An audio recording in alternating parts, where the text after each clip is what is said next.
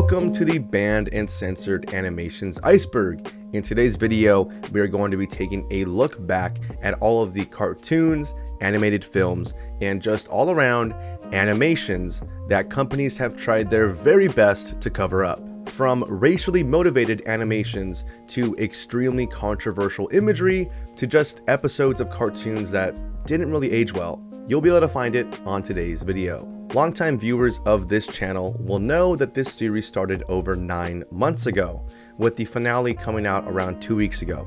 And it is a lot to ask every single one of you to go and rewatch the entire series, especially for those super fans who want to rewatch it periodically. So to make things easier on everyone, I went ahead and supercut the entire thing together. Not only did I take out all of the intros and outros from each part and put them all together, but I went ahead and revamped a lot of the visuals when it came to this iceberg. When I went back and rewatched the entirety of like the 2.5 hour footage, I noticed I used a lot of stock footage as B-roll, and to make the watch a lot more engaging, I went ahead and put a lot more footage of each animation that I talk about, specifically in parts 1 and part 2. So if you're gonna rewatch this entire thing as a regular viewer of the channel, you actually might get a new experience out of this entire iceberg. With all of that said, go ahead and get cozy, get your favorite coffee, favorite snack, your favorite drink, get a blanket, and let's get into layer 1 of the Banned and Censored Animations iceberg.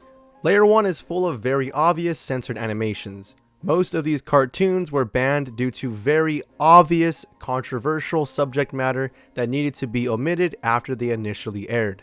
200 and 201. 200 and 201 refers to episode 200 and 201 for Comedy Central's South Park. These two episodes were based around the religious prophet of Muslim faith, Muhammad.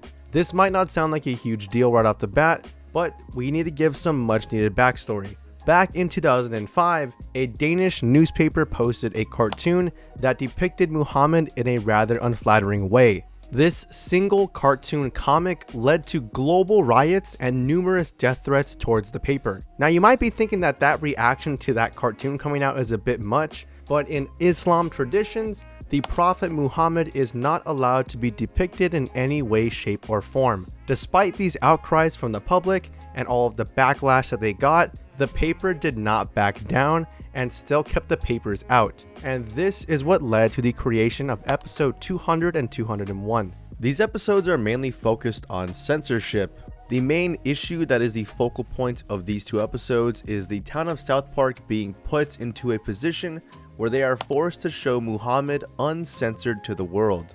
The interesting part of all of this was the speech that takes place near the end of episode 201. Here is the original clip that came out on television. But I got made fun of! That's because there is no goo, Mr. Cruz! You see, I learned something today.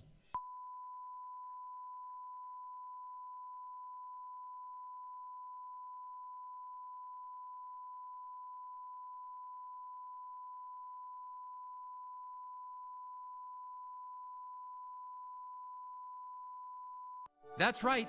Don't you see, Gingers?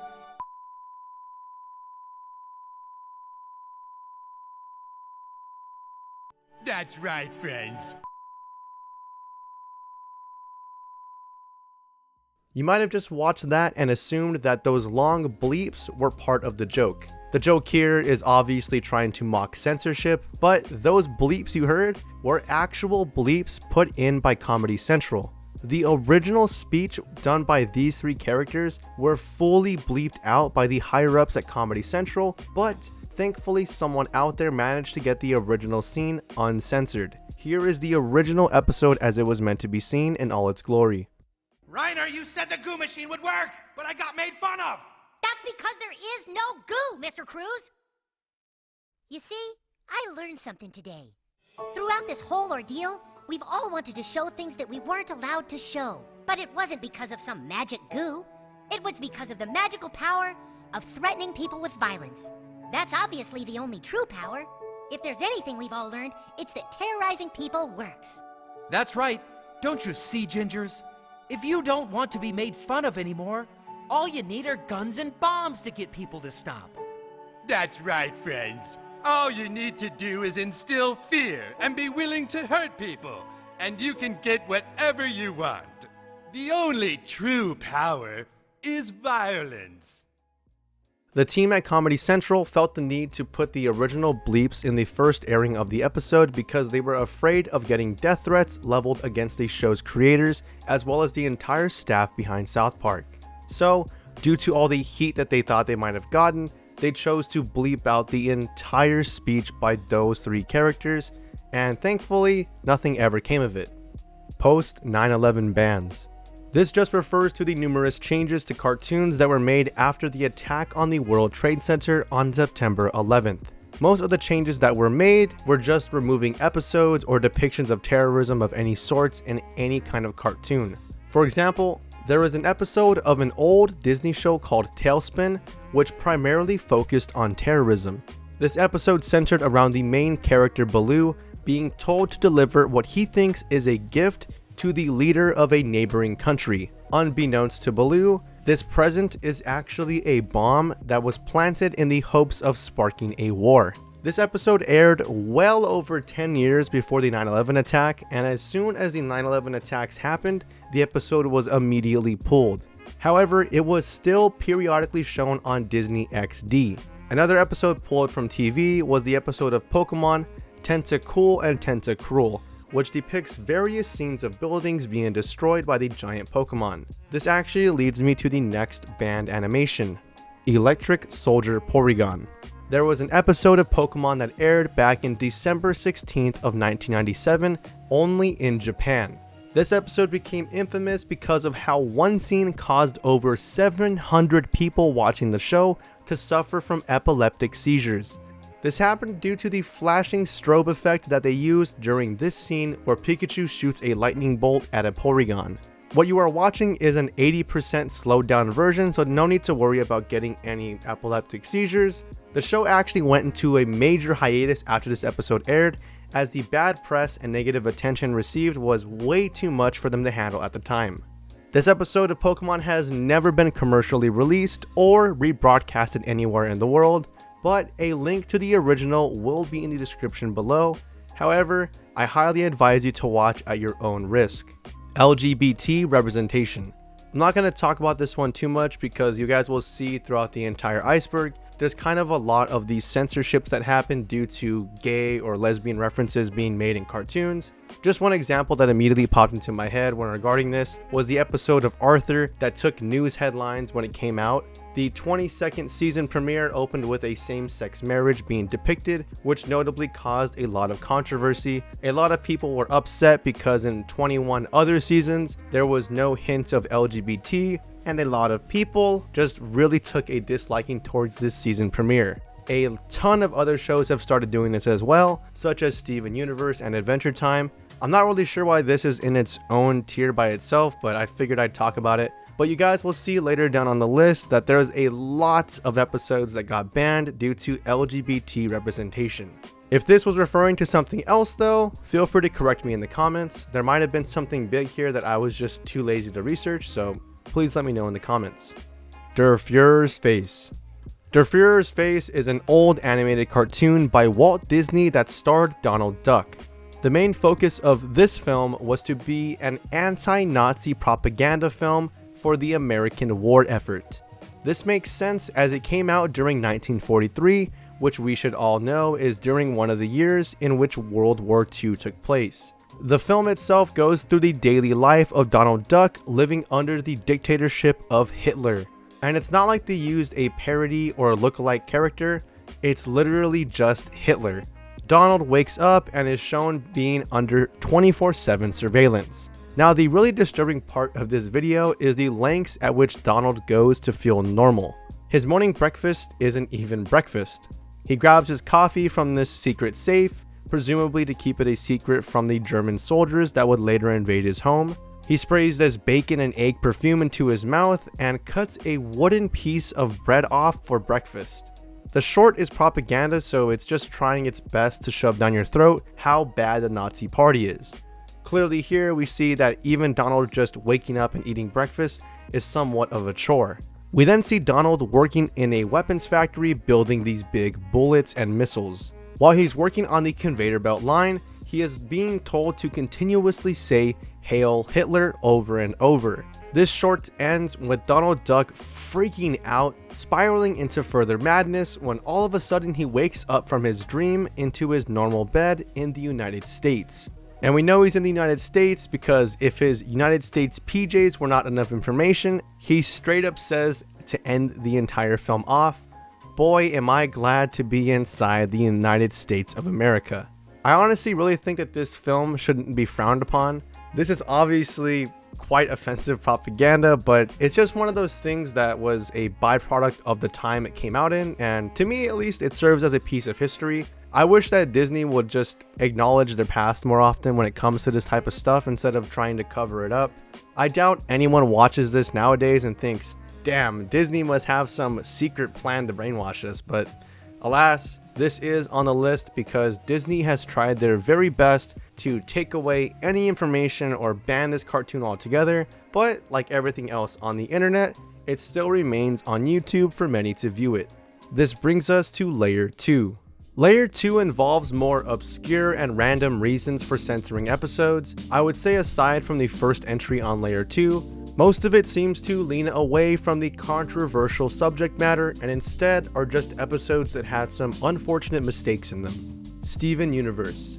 You guys will see more Steven Universe on this iceberg, but just for this one part in Layer 2, Steven Universe has been no stranger to censorship over the years, most notably censored in other countries for its LGBT themes. One of the main reasons this one is on this list is because of Southeast Asia's decision to blatantly not air 5 very important episodes of the series. For an easy comparison to get this point across, I will be using the Marvel Cinematic Universe as an analogy because you don't have to watch those movies to understand what I'm about to say. Imagine someone watching the first phase of the MCU, and then all of a sudden they just stopped watching every movie until Avengers Endgame came out. If you went to the movies to go watch Avengers Endgame without knowing the entire phase 2 and 3, it would have left you very confused. Obviously because you're missing a ton of information. How did we get here is the main question you'd be asking yourself. And this is how some fans of Steven Universe felt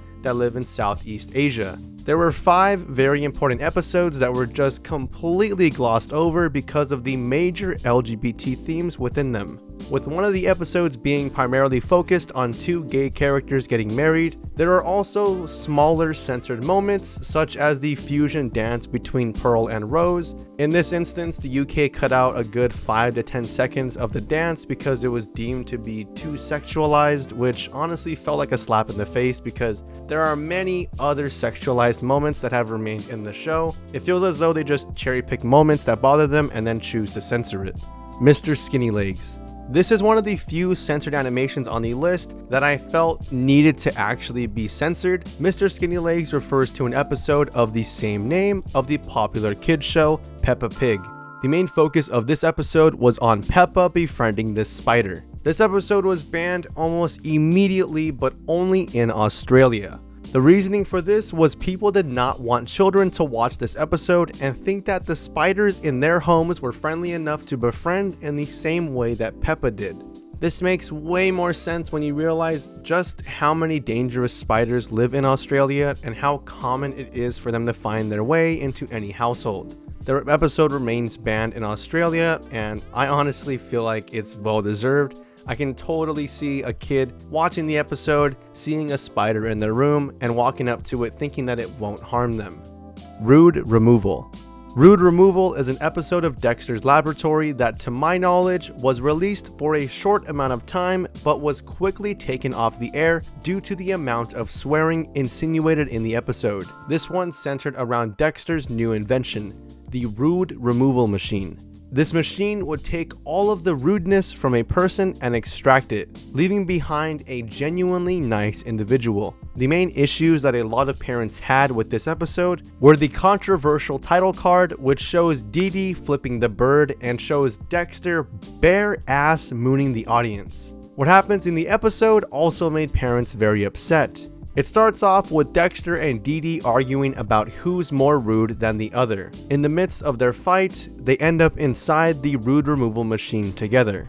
The duo's rudeness gets extracted into two rude clones of themselves. These rude clones began cursing up a storm, calling their mom fat, and just causing all sorts of trouble. It's important to note that whenever the characters cursed in the original cut, it was in fact bleeped, but there does exist a version online where someone seems to have edited in the characters cursing. This one was pretty interesting, as I feel like the title card alone would not fly in today's media.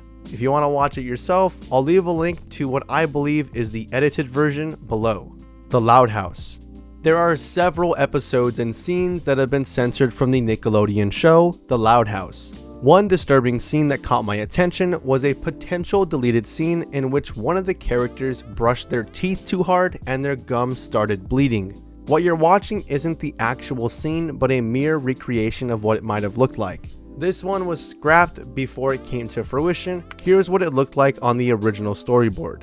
There's also one more banned episode that I thought was pretty interesting, and it's this episode titled One Flew Over the Loud House. This episode focuses on a zombie-type virus spreading through the Loud family household. Throughout the episode, each character eventually gets the virus, and by the end of the entire thing, nearly every single person is infected. This episode was eventually taken off the air. And why, you might ask? Well, funny enough, it was because of the surgence of COVID-19. I guess Nickelodeon did not want any type of affiliation with the virus. Even in something as silly as an episode like this, they chose to take the entire episode off the air and ban it altogether. Fake Peppa Pig episodes. Those who watched my Never Search This on YouTube video should know about this entry. There are various quote-unquote episodes of Peppa Pig that can be found on YouTube, but most of them are not really official episodes. Almost all of them are fan-made and almost always involve some type of syringe or needle being stabbed into one of the characters. I find that most of these are put out with the intention of enticing little kids to click on them and traumatizing them for whatever sick reason. If you guys want to watch more stuff like this that appears on YouTube, feel free to check out that video. Man's Best Friend. Those who have watched Ren and Stimpy know that this show is no stranger to controversy, with the numerous amount of scenes that have been deemed too adult for the targeted audience of its time. So it's no wonder that one of the most infamous episodes from the series is making an appearance on a list like this. The episode Man's Best Friend centers around a man named George Liquor who adopts Ren and Stimpy as his pets. He is seen being an abusive trainer throughout the episode, which leads to a scene in which Ren beats the absolute shit out of George with a wooden paddle. This scene is what ultimately got the entire episode scrapped before it hit live TV. It was supposed to be in the second season of the show, but Nickelodeon thought it was best to shoot the idea down beforehand. And to kick a man while he was down, they even fired the creator of the episode shortly after this aired. He was actually fired for unrelated reasons, but a lot of people believed that this episode was also one of the bigger reasons as to why he was fired. Luckily for us viewers, the episode would see the light of day many years later as an episode on Spike TV's Ren and Stimpy Adult Party Show, which was a direct spin-off of the original. In fact, this episode would serve as the show's premiere. Squidward's suicide reference. In season 12 of SpongeBob, an episode titled SpongeBob in Random Land referenced an old but classic creepypasta known as Squidward's suicide. For those unfamiliar with creepypastas, they are basically old folk legend type of stories that are shared and passed along the internet as real stories. Squidward's suicide is a story that involves a made-up episode of SpongeBob titled Squidward's Suicide, in which Squidward appears as this black and red-eyed creature that stares at the camera until he eventually offs himself. This story is more than a few years old now, but in 2019 there was a clear reference to this picture of Squidward thrown into this episode of SpongeBob. While Squidward is looking through these random doors, one of them opens up to a shot of his room when suddenly this red-eyed Squidward jump scares the audience, and it becomes clear that this is a direct copy of this version of Squidward. Now, as for why this is on this iceberg, the original scene that showed this red mist Squidward was cut out nearly 2 months after the initial airing. It was eventually replaced with this baby Squidward scene instead. It's not clear why it was cut, but I imagine it was because of how scary it might have been for a child to witness such a strange image. Stark Raving Dad.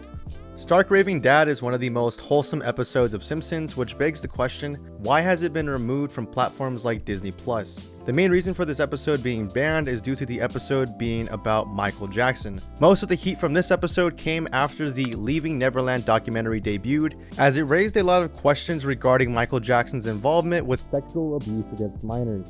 And as such, the Simpsons crew believed it was best to take the episode off of all available platforms as of recent. You can, however, still find the episode pretty easily online, as well as purchase the DVDs if you really wanted to watch it. What strikes me as odd regarding this episode of The Simpsons is why they singled out this particular episode to get banned. Because this character that's supposed to represent Michael Jackson can be found in many other episodes of the franchise, but those episodes remain online for anyone to find. So it's weird that Stark Raving Dad of all episodes is the only one that is banned when its premise is much more of a lighthearted story than any of the other Simpsons episodes. Many believe that it's the only banned MJ episode because of how involved Mr. Jackson was with this particular one, having written one of the main songs for the episode as well as recording a ton of the voice lines. Fun fact before we move on, Michael Jackson and another voice actor collaborated on this episode to bring his character to life. So while Michael Jackson did the regular dialogue parts, he left the actual singing moments up to the other voice actor just because he wanted to fool his family into believing he was not involved in this episode.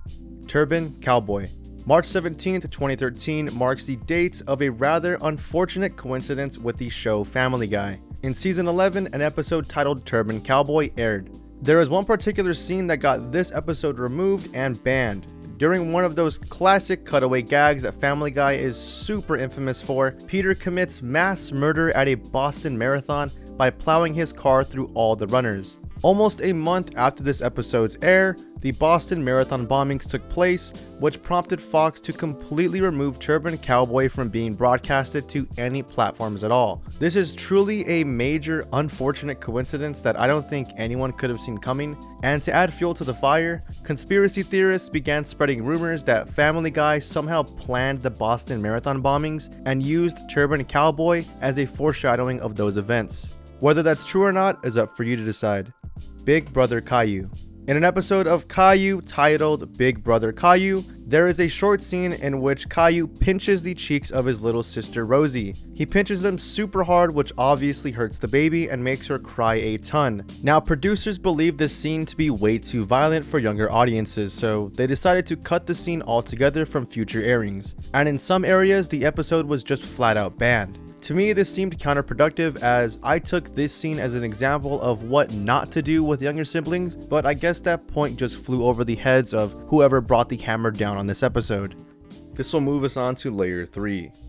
This layer is mostly contrived of episodes that, for the time that they came out and debuted, they were somewhat controversial, but in the coming years they would age horribly. You might know a lot of these episodes from memory, but you might not know that they were taken down in the coming years. I'm going to call this layer the outdated episodes. The Censored 11.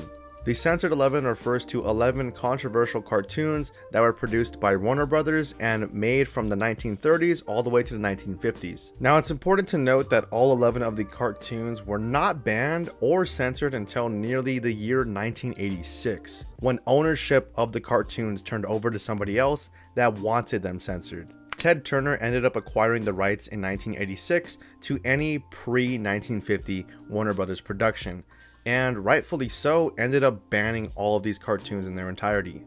Each cartoon proudly shows or at least elicits racial and prejudice themes, specifically around black individuals. For example, in the first of the Censored 11, there is a character that is specifically named and based off of Uncle Tom, Uncle Tom being a character from Harriet Beecher Stowe's novel, Uncle Tom's Cabin, which heavily dives into slavery and racism. Now, Uncle Tom in the book is actually quite a nice character, and as such, if you're reading the book today and you didn't know about slavery or anything, you might be confused as to why somebody being called an Uncle Tom is a slur, but just given the history and how society will skew the meaning of stuff, being called an Uncle Tom and naming a black character Uncle Tom is definitely a derogatory term and a derogatory thing that was meant at the time to tear black people down. And obviously this cartoon was no exception. Each of the Censored 11 has some sort of depiction similar to this, and the one that I think is the absolute worst is this one called Jungle Jitters. And to be honest, I don't even think I need to explain why this is offensive. Just, yeah. Weekend at Burnsie's. You're gonna see a lot of The Simpsons on this list, so get used to it. Weekend at Burnsies was an episode that grew to controversial heights because of Homer's use of medical marijuana.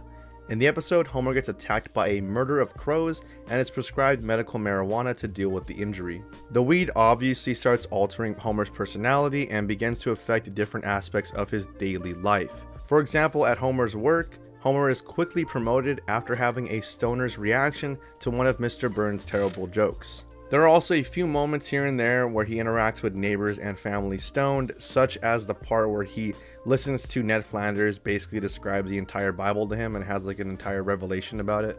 The UK ended up banning this episode over the drug use, and they also claimed that half of the reason that they banned it was because of the scene in which Homer gets attacked by the murder of crows, deeming it to be too realistic and too violent.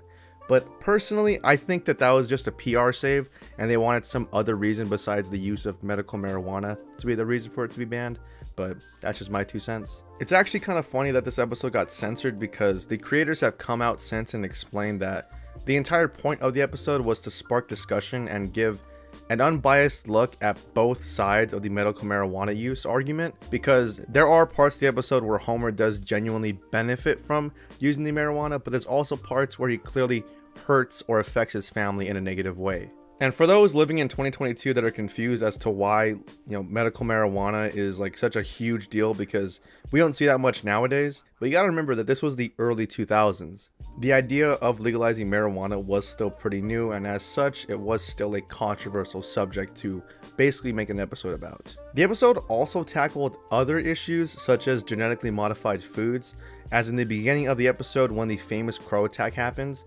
This crow attack only occurs because Marge decides to grow her own vegetables due to a bad experience with GM foods.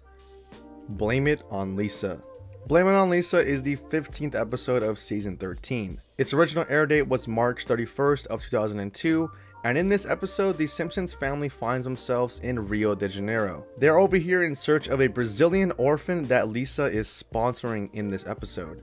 This one was banned on the Brazilian free-to-air network known as TV Globo. Brazilians did not take kindly to this episode because of the stereotypical and heavily cliched portrayal of their country, such as the depiction of rat infestations in the city. When I watched the episode myself, I didn't find it too offensive, but again, I'm not from Brazil, I'm not Brazilian. However, I will say most of this episode felt like an American's viewpoint of Brazil, with the hotel guys playing soccer with the luggage, as well as not even having a Brazilian accent. They actually had a more Spanish accent, which I imagine was to please Western audiences. If you are from Brazil, it's much like in the same way that a lot of countries outside the US will kind of stereotype Americans as loud and obnoxious in their media, which honestly we kind of are. So I personally had no issue with it, but it makes total sense for why a Brazilian network would axe this episode entirely. One beer. So this episode wasn't technically banned, it was actually not aired on one specific network that originally said that they were going to air the episode. That network being Fox Kids. This episode entails Buster Bunny, Plucky Duck, and Hampton Pig all getting drunk off of a single bottle of beer that they find in their fridge. They keep taking sips of the beer throughout the episode, all the while their demeanor starts to change into that of what I can only describe as an old drunk bum. And as they're getting into a lot of hijinks and shenanigans, the episode escalates to a point where they end up stealing a cop car and drive directly off of a bridge, presumably dying and then flying into the sky as angels. If the meaning of this episode wasn't already obvious, the episode was intended to show kids the negative side effects of drinking alcohol and why you shouldn't do it. It even has one of the characters flat out come out to the camera and break the fourth wall and tell the viewers directly to the camera what exactly the episode is about. But Buster, this isn't like you. I know, but in this episode, we're showing the evils of alcohol. The episode even ends with the characters saying this. I hope the kids got the message. Yeah, drinking's uncool. So do we get to do a funny episode tomorrow? I hope so. Knowing all of this, I find it hard to believe that Fox didn't at least intend on wanting kids to watch this, so I don't understand why they chose not to air it on Fox Kids, which would be the network that most children would watch. I feel like people underestimate how smart children are, and I feel like taking it off the air is kind of a punch to their intelligence, because even as a 5-year-old, I feel like a 5-year-old would be able to clearly understand through context clues and whatnot that this episode is about showcasing the negative side effects of alcohol, even if the characters didn't come outright and flat out say it. So although I don't agree with it being banned myself, I can see why Fox chose not to air it on Fox Kids. They did end up keeping it on their other networks anyways, so it wasn't like it was taken out the air entirely. Buffalo Gals. Buffalo Gals initially aired on February 20th of 1998 and was banned by Cartoon Network due to the obvious sexual humor. The entire episode was based on a group of ladies that would ride motorcycles and break into people's homes to chew on their carpet. People believed that the butch look of the Buffalo Gals and the way that they talked was a clear indication that Cow and Chicken was making fun of lesbians.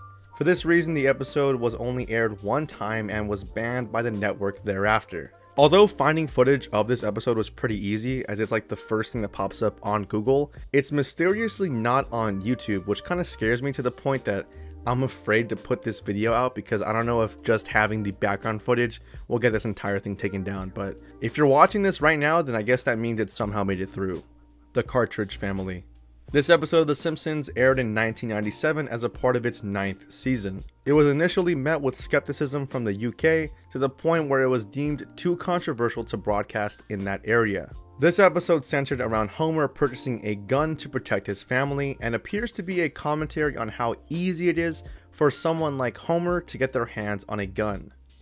Even after his background check comes in and Homer is labeled potentially dangerous, he is still somehow able to purchase a firearm, which to me was a clear jab at how easy it is for anyone to get a gun in America. Also, the poor way in which Homer handles his gun around his family was a bit too much for audiences in the UK, and so the initial airing of this episode did not find its way into the United Kingdom. However, reruns did end up showing the episode anyways. When You Wish Upon a Weinstein. A Family Guy episode by the name of When You Wish Upon a Weinstein was intended to air on Fox during the year 2000. I say intended to air because Fox Network executives determined that the episode could be misconstrued as anti-Semitic, and as such, they chose to pull the episode from the air entirely. The main plot of this episode revolves around Peter giving Lois's money away to a scam artist. Peter is then scolded by Lois and he runs off to get a drink with Cleveland and Quagmire. It's here that both Cleveland and Quagmire explain how men in their lives with Jewish sounding names help them achieve some financial success. Peter, being the idiot that he is, comes to the conclusion that he needs a Jew to handle his money in order to become financially stable. He even breaks out into an entire musical number on the subject, and it's called I Need a Jew. Obviously, all of this could definitely be taken as anti-Semitic, as it's emphasizing a huge stereotype onto Jewish people. And although this episode did not air the year that it was supposed to, it did end up airing on Adult Swim on November 9th of 2003, making it the one and only episode, to my knowledge, that has ever aired on Adult Swim first before airing on Fox. Partial Terms of Endearment. The second ever episode of Family Guy to be banned was Partial Terms of Endearment, which was the 8th season finale that aired in June of 2010. The entire premise centered around abortion, which notably is a sensitive topic for a lot of people. Crazy enough, it was not banned in the UK, but instead banned and not allowed to be aired in the United States. Even after Fox pitched it to Cartoon Network's Adult Swim, like they did with the last entry, Cartoon Network still chose to never air this on their platform. Now, in a sick way, this episode is like a philosophy teacher's wet dream when it comes to abortion scenarios. So what ends up happening in the episode is Lois is approached by her old roommate Naomi, who wants Lois to be her surrogate mother for her and her husband. After a ton of internal struggle and trying to figure out what she wants to do, Lois ends up deciding that she is going to have their baby, which greatly upsets Peter. As the two bicker and fight over Lois's decision, she ends up going through with the in vitro fertilization and ends up pregnant the very next day. However, to Peter and Lois's dismay, in the middle of one of their arguments, the news pops up and explains that Naomi and her husband Dale ended up dying in a fatal car crash, leaving Lois to handle a very difficult decision. Give birth to someone else's child and raise it on her own, or give it up for adoption, or choose to abort the child entirely. Lois ends up wanting to abort the baby, but due to Peter's change of heart after seeing an abortion video, the two leave the abortion clinic, only for the episode to end with Peter saying directly to the audience, "We had the abortion," promptly ending the episode. From what I saw online, the episode was actually met with a lot of positive criticism for its storyline and assessment of abortion, but the executives at Fox still did not want the episode to air for some reason. And you can't actually watch this episode, at least by normal means. You can't just hop on any streaming service like Hulu and try and find the episode yourself, because it's not going to be there. It was taken off of every normal type of way to watch it. But if you do like, I guess, pirating videos online, it's very easily findable. You just type in the name of the episode and then that weird phrase like watch TV online for free or whatever. It will pop up. It's like the first Google search that'll pop up when you look that up. But I don't know if I personally can get into trouble for telling people that or giving a link below. So if you're watching this part of the video, just go do that yourself. I'm not going to leave a link below to it, but if you really want to watch it, it is online, free to watch. Beauty and the Beach. Beauty and the Beach is the 18th episode of the Pokemon show that aired in Japan on July 29th of 1997. The episode was met with a ton of public backlash after a scene with James from Team Rocket using huge inflatable breasts to better their chances at winning a beach beauty and Pokemon costume contest. It was so badly taken by audiences that when it aired in the United States just 3 years later, the English dub edited out any sight or mention of the breasts. It was deemed to be too sexual for James and Jessie to also have their breasts out in this manner, and there was a lot of anger over Jessie seemingly cross-dressing in a bikini. And what's crazy about the entire situation is that the episode is not available on any streaming service, despite the English dub censoring out the controversial subject matter. Although I will say you can easily find the deleted scenes on YouTube should you choose to watch them in their entirety. Bloody Mary. This episode was technically not banned, but a lot of religious groups from New Zealand called for the episode to be pulled for its depiction of the Virgin Mary. Bloody Mary debuted on December 7th of 2005 as part of season 9 of South Park. This episode centers around Randy's struggle with being an alcoholic, and through his involvement with Alcoholics Anonymous, he decides that he is powerless to this disease that is alcoholism and dives head deep into his addiction. As all this is happening, news breaks out that a statue of the Virgin Mary is bleeding out of its rear end, which Randy convinces himself that if he can be soaked in the blood of the Virgin Mary, he can be cured of his alcoholism. Eventually, Randy ends up getting to the statue and ends up being soaked in blood, to which he raves about, exclaiming that he has been cured of his disease. Because of this depiction of the Virgin Mary, the Catholic League in the US and the New Zealand Catholics Bishops Conference both decided that they really wanted the episode to be pulled from the air. And in a weird turn of events, Comedy Central stood their ground, refusing to take the episode off of the air. Now, what's weird about this whole situation is that even though Comedy Central stood their ground in 2005, people did notice that a few months later, or I think it's like a few weeks later after the episode aired, when they were doing reruns of the entire season 9 of South Park, they chose not to air the episode as a rerun. So there was definitely some censorship, at least in the form of not choosing to air the rerun, but rest assured, this episode can still be found on HBO Max, should you want to watch it. It's a Wishful Life. Okay, so I tried digging really hard into this one because I personally watched this episode when it aired, and I haven't found anything from anywhere, like any reputable source, that explains why it might have been banned or taken off the air. But oddly enough, every single wiki page or source that I did find that talks about it does mention the fact that it was taken off the air, with people also noting that Butch Hartman, the creator of Fairly OddParents, apologizing for the fact that he even made this episode to begin with. So if anyone has an actual reputable source, like a news source or a .org or something, that can explain what exactly happened and why this was banned, please leave it in the comments. I would love to take a look at it. The main reason this episode was taken off of the air supposedly was because of the moral and message that it sent to kids when it aired. As the plot goes, Timmy does a ton of good deeds around his house and for his godparents, which all go unnoticed, and he doesn't get any appreciation for his good work. Because of this, Timmy gets fed up and wishes that he was never born and becomes non-existent. In this non-existent state, Timmy looks back at his house expecting it to be basically run down, and he's surprised to see a huge mansion and is shocked to see that his parents are doing extremely well without him being born. Their new daughter Sophia is an award-winning actress, writer, and director. It's at this point that Jorgen von Strangel shows up and explains to Timmy that everyone in his life is better off without him. And right at this point, he is about to send Timmy to the dimension of kids that improve the world by wishing they were never born, which is heavily implied to be hell. Out of sheer desperation, Timmy strikes a deal with Jorgen that if he can find at least one person in his life who is worse off without him, he should get his normal life back, and if not, he will go to hell. Timmy goes through everyone in his life and ends up finding out that he is the sole reason for all of their misfortune. Francis is no longer a bully because he has no one like Timmy to push around, so he turns to football to release his anger. Crocker is Harvard's most valuable professor because thanks to Timmy not messing up his entire childhood, he was able to find success later in life.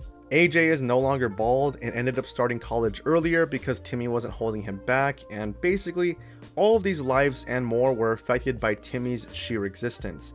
And this paints the message that if you are feeling unappreciated at home or wherever, it means that your family and friends would be better off without you. What's really messed up about this episode is that the entire premise paints Timmy to be this entirely selfish and unlikable character just by wanting to do good deeds for appreciation, which if you watch the episode, it's clear that he wasn't doing them just for appreciation. He was doing them to make his parents happy and make his godparents happy. And the reasons for his family and godparents being mad with him are, in my opinion, just a bit ridiculous. But what really sucks about this episode is that the moral is that you shouldn't do good deeds for appreciation, you should do them because they're the right thing to do. But it fails in this regard because that's quite literally what Timmy was doing in the first place. It also sent a horrible message to kids telling them that if you're feeling unappreciated, it means that your family and everyone you know's lives would be improved should you not exist, which borders dangerously towards nihilism and is not a great message to send to children. The episode does exist on YouTube, so I will leave a link below because I do suggest that you watch it in order to get a full effect of why it was in poor taste. Pingu argues with his mother. There was a specific scene that was edited out of an episode of Pingu. In season 3, episode 9 of Pingu, titled Pingu Quarrels with His Mother, there is a scene in which Pingu's mother slaps him straight across the face. This occurs because Pingu throws a temper tantrum when his mother asks him to take wood back to their igloo. Pingu angrily throws all of the wood on the floor, kicks the table, breaks a fruit bowl in the process, and just all around is being a huge baby. The mother becomes furious and slaps Pingu straight across the face, which causes him to run to his bedroom crying. This episode was entirely removed from American airings due to this one scene and its depiction of child abuse, but it did air at least a few times before it was completely taken off. And when it was aired on BBC, which is a UK network, the scene was completely edited out. This one was a very short edition, there's not really much else to be said, so let's move on to the last edition on layer 3. Midlife Crustacean. The Panty Raid. Yeah, this episode of SpongeBob was banned. Midlife Crustacean is the infamous episode of SpongeBob that spawned this well-known moment where Mr. Krab, SpongeBob, and Patrick all break into a woman's home and raid her panties, with the punchline of the entire thing being that it's Mr. Krab's mother's home, where he proceeds to get scolded. Now, I'm not gonna lie, saying all of these words out loud and explaining what the episode was about, I actually feel kind of gross, and I can actually totally see why on paper this should be banned. But to be honest, I actually personally think that this scene is integral to the entire episode's point. The entire episode is about Mr. Krabs wanting to feel young, and he quite literally feels younger by being scolded by the very parent who raised him, despite Mr. Krabs being a senior citizen himself. I don't think I really need to expand on why the episode was banned, but I still think I should. As opposed to most of the items on the iceberg, this scene did not cause any type of uproar or public outrage until it was banned. Ironic, I know. Viacom, which is the company that owns the rights to the show, decided that it was in poor taste and best not to put this episode with this scene anymore on any of the streaming services, just because they felt that it would not age well And I could definitely see that aspect, because I could totally see parents nowadays being like, oh my god, I don't want my kids to have this message thrown at them to like raid and break into people's homes and steal their underwear. You know, it's a shame because I personally still find the humor in this scene, but watching it now with my, I guess, more adult perspective on stuff, I can definitely see why it was taken down. So even though I personally don't think it should have been taken off of streaming services completely, I do think it wouldn't age particularly well in the coming future, seeing as how subject matter like this is not handled the same now as it was back then. And with that said, we are going to be moving on to layer 4. Layer 4 shows off more of what I expected from this iceberg, one-off obscure animations from random episodes that were cut due to having either outdated concepts, scenes that could be taken the wrong way, or just all around plain innocent plots that adults blew way out of proportion. Procrastination. I am just as surprised as anyone else to see this episode on here. Remember that episode where SpongeBob procrastinates on his paper on what to do at a stoplight, to the point where it takes him hours just to end up with a fancy "the" on his piece of paper? Yeah, that episode was censored. Surprisingly enough, there were 3 scenes that were cut from future airings of the episode, all the way from mid-2005 until 2019. 14 years. Those scenes were this one where SpongeBob looks outside and sees Patrick giving Sandy a shoulder rub while saying, "Come on, SpongeBob!" This was cut because it was deemed too suggestive, with adults believing that Patrick was actually unhooking Sandy's bra, or at least alluding to that, even though in the scene you can clearly see he's giving her a shoulder rub. There's another scene where SpongeBob imagines getting his license, which prompts this random footage to play in the background of a race car getting into a fatal car crash. And lastly, there is a scene where SpongeBob practices calisthenics next to his desk. This part was removed because of his nose moving up and down in this suggestive manner. Obviously, it's alluding to another type of phallic object that moves up and down like this. But yeah, this scene was said to be too obscene and suggestive, and it was also cut in its entirety. One thing that I feel like is a huge commonality between everything on the iceberg so far is that a lot of these things were kind of unjustly taken off the air. I feel like this one is also one of those. However, Nickelodeon did come to their senses in 2019 as they actually brought back all of the original scenes in their entirety and put them back onto all these streaming services. So if you watch SpongeBob on a streaming service like Prime Video or Paramount Plus, you guys will be able to see those scenes in this episode. What's crazy though is that those 3 scenes cut actually added up to around 2 to 3 minutes of total airtime, which is crazy to think about, because if you didn't catch this episode when it came out before 2005, then that means from mid 2005 to 2019 there was all this funny jokes and context that was missing for like 14 years. And I imagine that some people out there that watched SpongeBob watched one of the other airings of this episode and were surprised to find out when they watched on streaming services that like these 3 scenes were just seemingly added in, even though they were the original cut of the episode. Star versus the Forces of Evil. Star vs. the Forces of Evil is an American cartoon that can be found on Disney+. This show features a lead named Princess Star Butterfly, who after turning 14 and being given the Royal Magic Wand, is sent to Earth in order to safely practice her newly found powers. It's a pretty simple and cute series to follow from the get-go, and it might leave you wondering why this show of all things has a banned episode. Well, there is a scene from episode 11 titled The Benagic Wand that might have been a little too suggestive and adult themed for Western audiences. There is a wand featured in the episode that is called the Benagic Wand. It's this wand that's designed to make banana pudding and is also shaped like a banana. It seems innocent enough on the surface, but yeah. Disney thought this was too close to another phallic shaped object that also shoots out a mysterious substance. So they cut the episode in its entirety from TV and Disney+. And I'm not gonna lie, I kind of have to agree with them on this one, because even though it's super innocent, like, come on, man. On a side note, the entirety of the series is actually banned in Syria due to its gay themes, and it has also been censored in Southeast Asia, Portugal, and Turkey. There isn't really a lot else to be said on this one. There is a ton of episodes from this series that were banned in various countries around the world just due to their LGBT themes in the episode.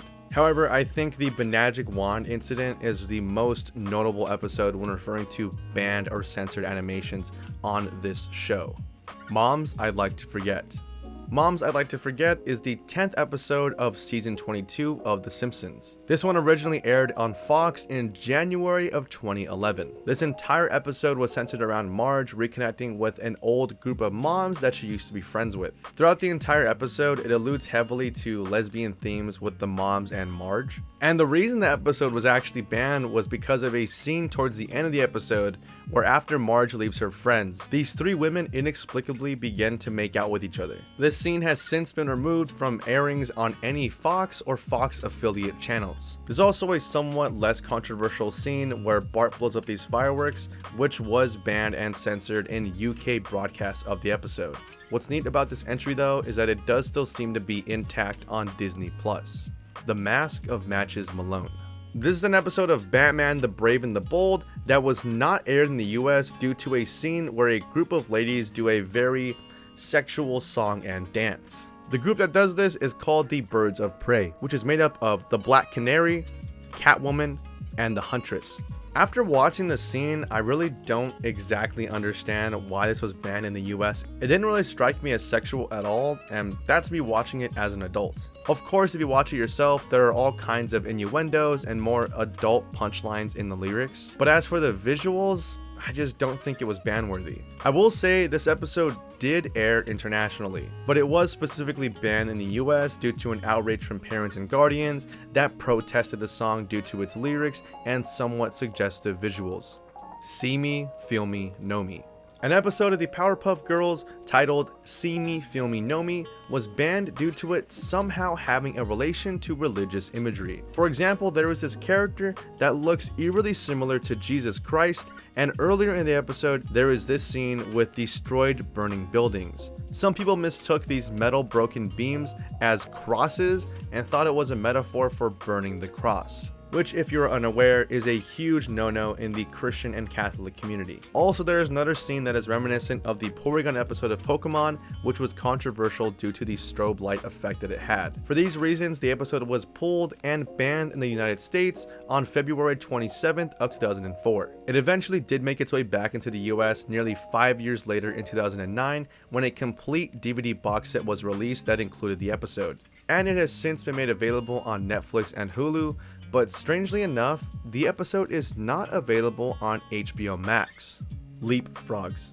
This episode of Rocko's Modern Life actually tackled a huge common problem that is seen in a lot of marriages and relationships. This character named Bev is feeling a bit unloved from her husband Ed, and she keeps on trying to get his attention. And if it's not clear, it is heavily implied throughout the entire ordeal that it's not just love and cuddles that she wants from this entire ordeal, if you know what I mean. Feeling neglected, she seeks attention elsewhere. In this case, she sees Rocko mowing his lawn and decides that she suddenly needs help around her house and she needs a man to come in and fix a few things. And she doesn't even try to hide how desperate she is for attention, such as unplugging the VCR and having Rocko fix it. After that part, she actually invites him to the couch in a very suggestive manner. I keep saying suggestive, but you guys know what that means. You're gonna hear that word a lot because I'm trying to stay monetized. It's getting really hard to stay monetized nowadays, so you're gonna be hearing me use the word suggestive a lot. It just means adult themes. Anyway, she calls him over to the couch in a very suggestive and like somewhat sexual manner, and she ends up putting on shows that are just like very clearly getting at something that she wants from Rocko. They began watching a show called The Mating Habits of Cane Toads, which, if it isn't clear, Bev and her husband Ed are in fact cane toads, just anthropomorphic versions of cane toads. So with that in mind, I think it's crystal clear what exactly she's trying to get to happen. This episode is entirely based around these adult themes and humor, and it's the reason why it was banned in the US and Canada after only 2 airings. What's hilarious though is that Nickelodeon thought that maybe people were just not ready for the episode when it originally aired in 1993, so thinking that people might have a change of heart in their opinion, 9 years later in 2002, they actually rebroadcast the episode. Nicktoons TV aired the whole episode without any type of censorship. which led it to getting banned once more. As of now, the episode exists on DVD and also a few streaming services. What's kind of sad about this episode and a lot of some of the other stuff on this iceberg is that a lot of them were banned due to tackling more serious and real topics. I've seen way too many marriages and relationships play out like this, where the husband acts as though he hates his wife, and the wife, not feeling loved at home, goes and seeks attention elsewhere, leading to possible affairs and whatnot. Obviously, I don't think children should be exposed to this type of content at such an early age, but I do think most of us can appreciate what this episode sought to do. But I do agree, I think it was in bad taste to air this episode or even this series on a children's network. The Flintstones Winston cigarette commercial. Yup, there was an actual commercial where your favorite Flintstones characters are seen smoking Winston cigarettes while their wives do yard work.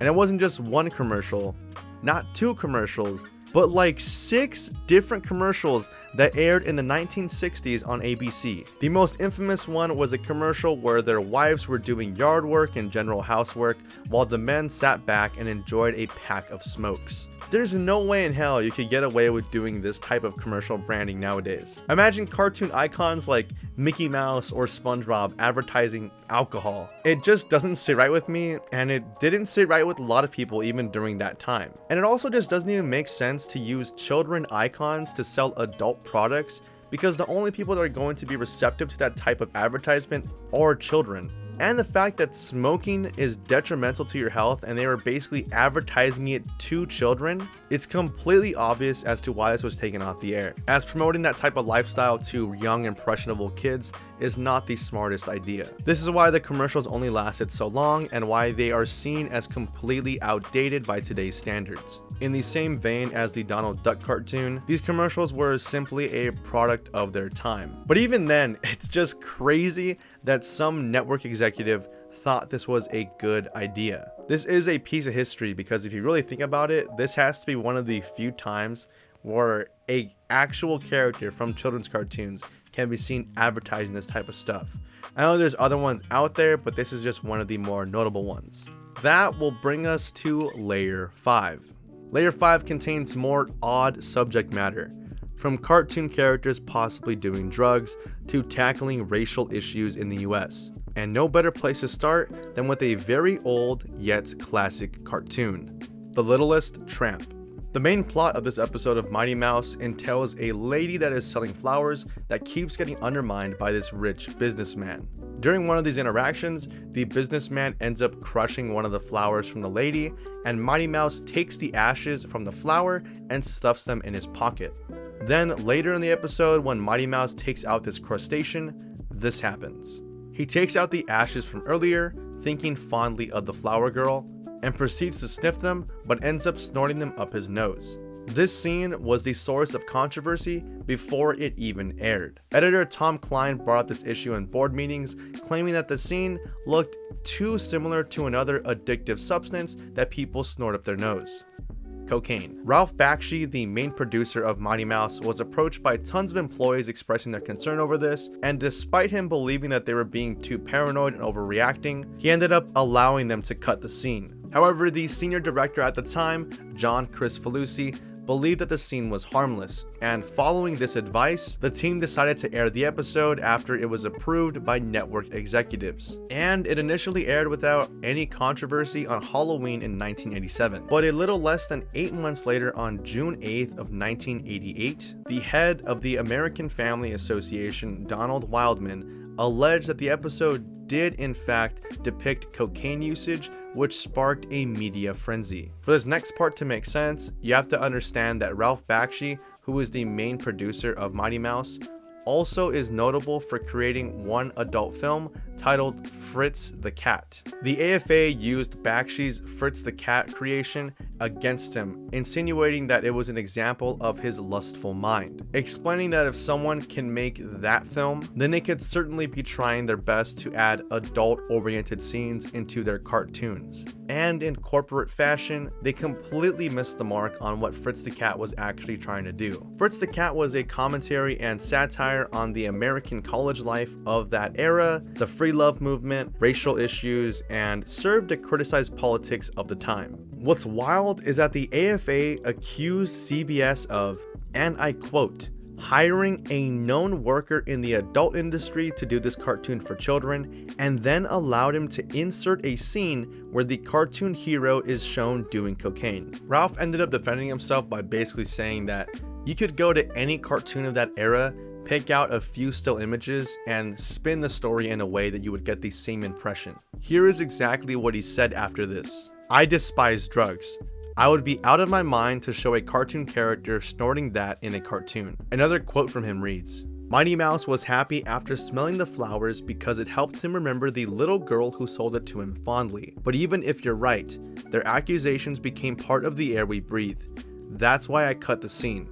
I can't have children wondering if Mighty Mouse is using cocaine. In the end, they did cut the scene, and to be fair, at least from the facts that I've read so far on this case, it does appear to be an innocent mistake on Bakshi's part. And this is reflected by CBS's actions after this, as many called for Ralph Bakshi to be removed from the team entirely. But on July 25th, 1998, they released a statement that was in complete support of him. Just one of those cases where what was thought to be an innocent mistake ended up being blown way out of proportion by way too many opinionated people, which is a classic internet tale as old as time. Gravity Falls in Kenya. Gravity Falls is just straight up banned in Kenya due to its adult themes for it being a cartoon. I did find an article stating that Kenya's censorship board banned Gravity Falls as part of a 6 cartoon ban lineup, which included The Loud House, The Legend of Korra, Hey Arnold, Clarence, and of course, Gravity Falls. It appears to have been banned due to its inclusion of LGBT themes. What's interesting about this case is that Kenya only banned Gravity Falls in 2017, after the show had already ended. And the hammer was brought down only after some of the creators of Gravity Falls came out and basically confirmed that some of the characters were gay or lesbian. I don't know why, but this feels way worse than a normal case of LGBT censorship, because in this one it's very crystal clear that the only reason the show got banned was because some characters hint at their sexual orientation. The Legend of Dratini. There exists a banned episode of Pokemon titled The Legend of Dratini. This episode has a pretty normal plot based all around Dratini and the man who discovered it, the warden of the Safari Zone named Kaiser. The reason this episode is so controversial is because of Kaiser's liberal use of his firearm that he has nicknamed Thunderbolt. Anytime Ash tries to question the man, or anytime anyone in the group does something that rubs him the wrong way, boom, face full of Thunderbolt. The episode aired in Japan on November 25th of 1997, but it has not been aired anywhere else outside of Asia due to it being banned. Obviously, this was largely due to the pervasive use of firearms, and I can totally see why. You might think that Jesse holding Thunderbolt to this guy's head in this manner was photoshopped, but it's not. This is an actual scene from the episode. And there's a constant amount of scenes where it's not just used as a threatening tactic, but just straight up fired at some of the characters. 4Kids Entertainment, which was the network that would air Pokemon, found this episode to have too many dark themes in it and decided to never air it, so it never got an English dub. The episode can be found online pretty easily, but as I said before, it is not in English, even though I have found some very badly made, fan-made dubs of the episode. 4Kids Entertainment did end up using some snippets from the episode in their Pokerap video, but they only used clips of Dratini, which was mainly just B-roll shots, so it's not like they put like the scene with the gun in there or anything. In the same class as the banned episodes of Steven Universe, this episode actually provided some much needed context for the plot of future episodes that were to follow. Viewers watching the next episodes of the series were confused as to why Ash suddenly had 30 of this Pokemon. The Legend of Dratini also explained Team Rocket's plan for a later episode, Ditto's Mysterious Mansion. There have been other controversial accusations to this episode, specifically Meowth's link to Hitler with his mustache design that they gave him. I think this is just adding fuel to the fire though, because based on his outfit in this scene, it looks more like a typical detective mustache more than anything. Heroes. Beavis and Butthead's 22nd episode of Season 2 was met with a lot of controversy over, you guessed it, firearms. You're gonna see a lot of guns on here. Get used to it. This episode did go a little overboard with the firearm usage though. Beavis and Butthead walk into a gun shop and are asked if they are 18 years or older, to which they reply, no. And within due time, they are able to start shooting and having their own fun, breaking a window, causing this car to wreck, and just all around start going crazy. They even take down a commercial airplane when Butthead misses the target that he's aiming for.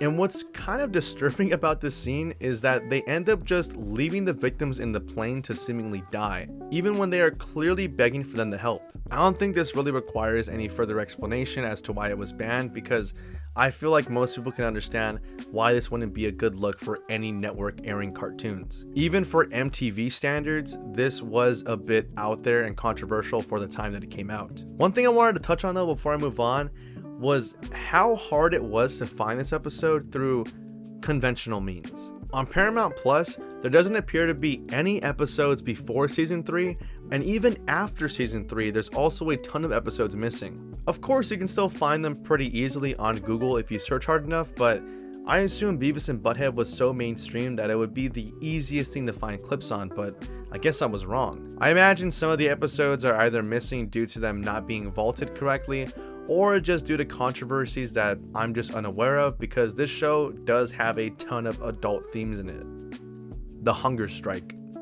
Most likely not going to be showing any clips from this one as I want to avoid copyright, but this infamous episode comes from the Boondocks. This episode did not see the light of day until nearly 12 years later after its posted scheduled air date. This was due to threatened legal action from BET, the Black Entertainment Television Network. You might be wondering why exactly BET has anything to do with this, but if you've seen the episode, then you know exactly why they're involved. This is because the entire episode's plot is based around exposing and tearing down BET. The episode begins with the president of BET having a board meeting where they talk about how they are trying to destroy black culture and black people as a whole.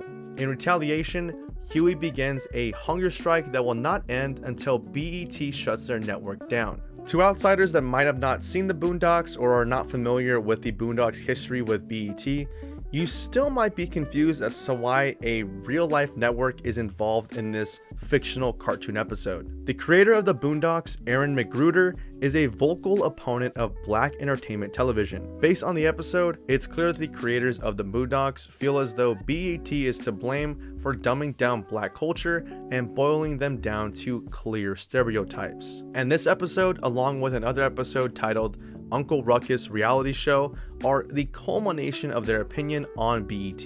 Their strong message did end up getting both episodes banned. Most believe this is because of threatened legal action from BET because, as I said earlier, that is what is stated to have happened. But this is actually somewhat incorrect. A news article from 2008 states that a Cartoon Network representative by the name of James Anderson released a statement via email that read, "The 2 episodes you were asking about are not scheduled to air on Adult Swim.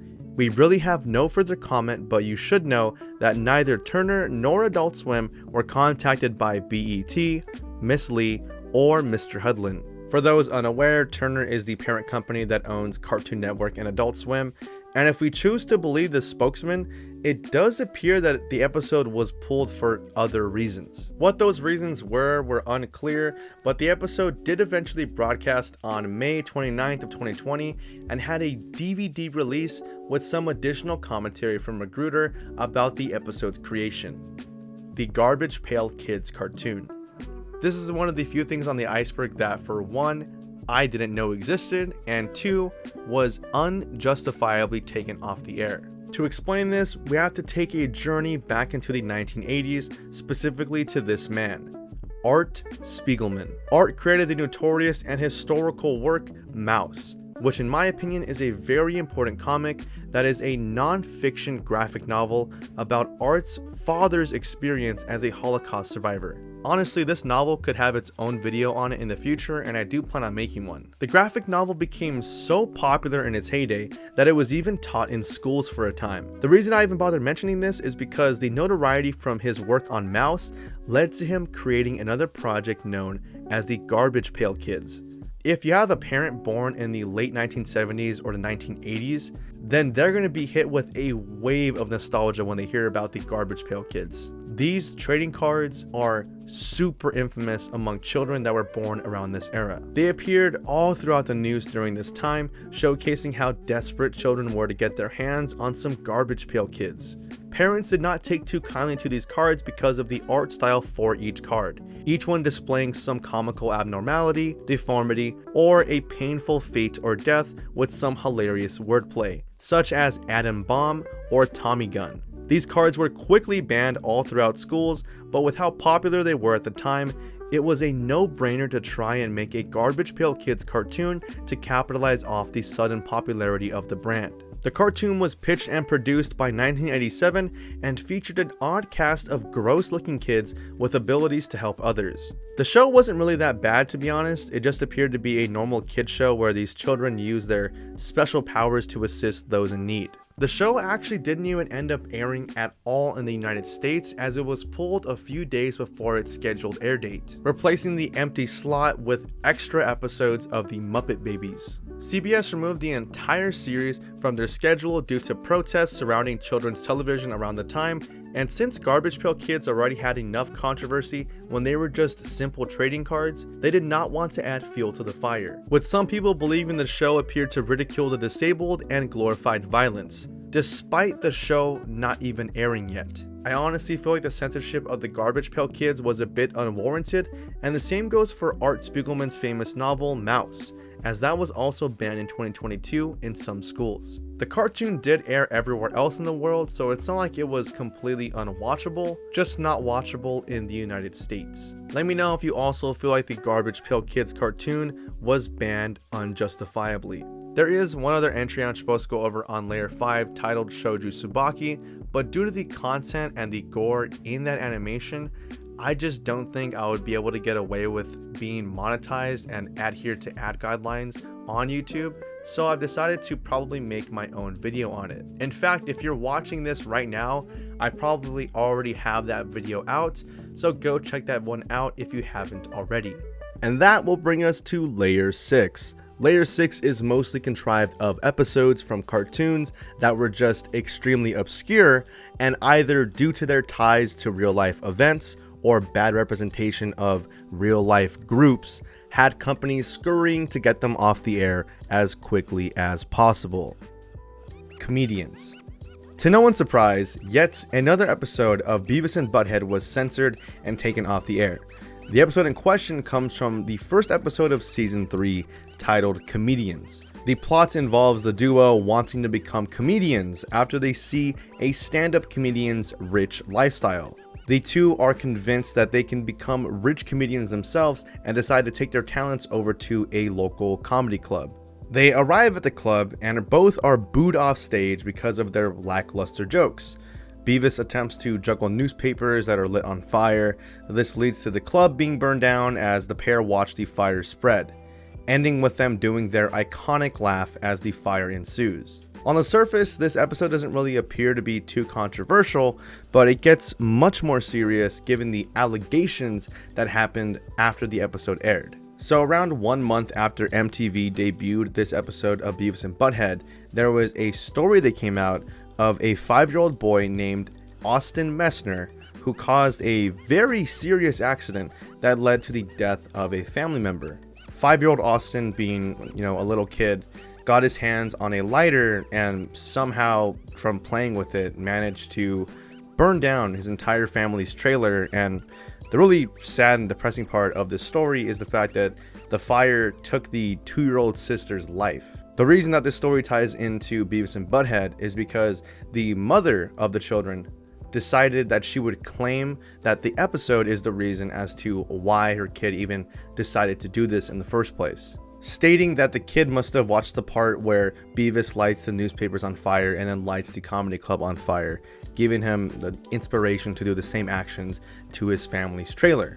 Now, at the time, this caused a media frenzy that led to MTV ultimately deciding to heavily edit versions of the episode that would run during the day, and then at nighttime when, kids would go to sleep, they would air the full uncut episode. The edited version would cut out the same clip of the newspapers being lit on fire, and then it would simply just jump straight to the comedy club being on fire and disaster setting in, without any explanation whatsoever. So if you watch that episode, you would be left wondering why the comedy club was on fire because there was no scene to explain it. MTV would eventually take the episode off of the air and would also make an effort to remove any reference to fire out of any future airings of any episode. All of this that you're hearing is a pretty reasonable conclusion to this story. From the episode airing, to the allegations happening, to MTV immediately acting and deciding to remove any references to fire. It all seems pretty reasonable.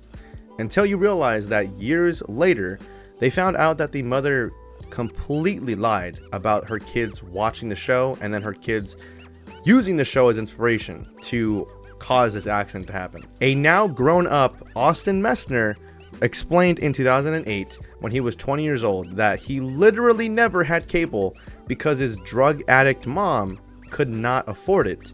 So there was no way he could have watched this episode, citing that he had no recollection of ever even watching a single episode of Beavis and Butthead growing up. And this wasn't the first time anyone had really heard of this.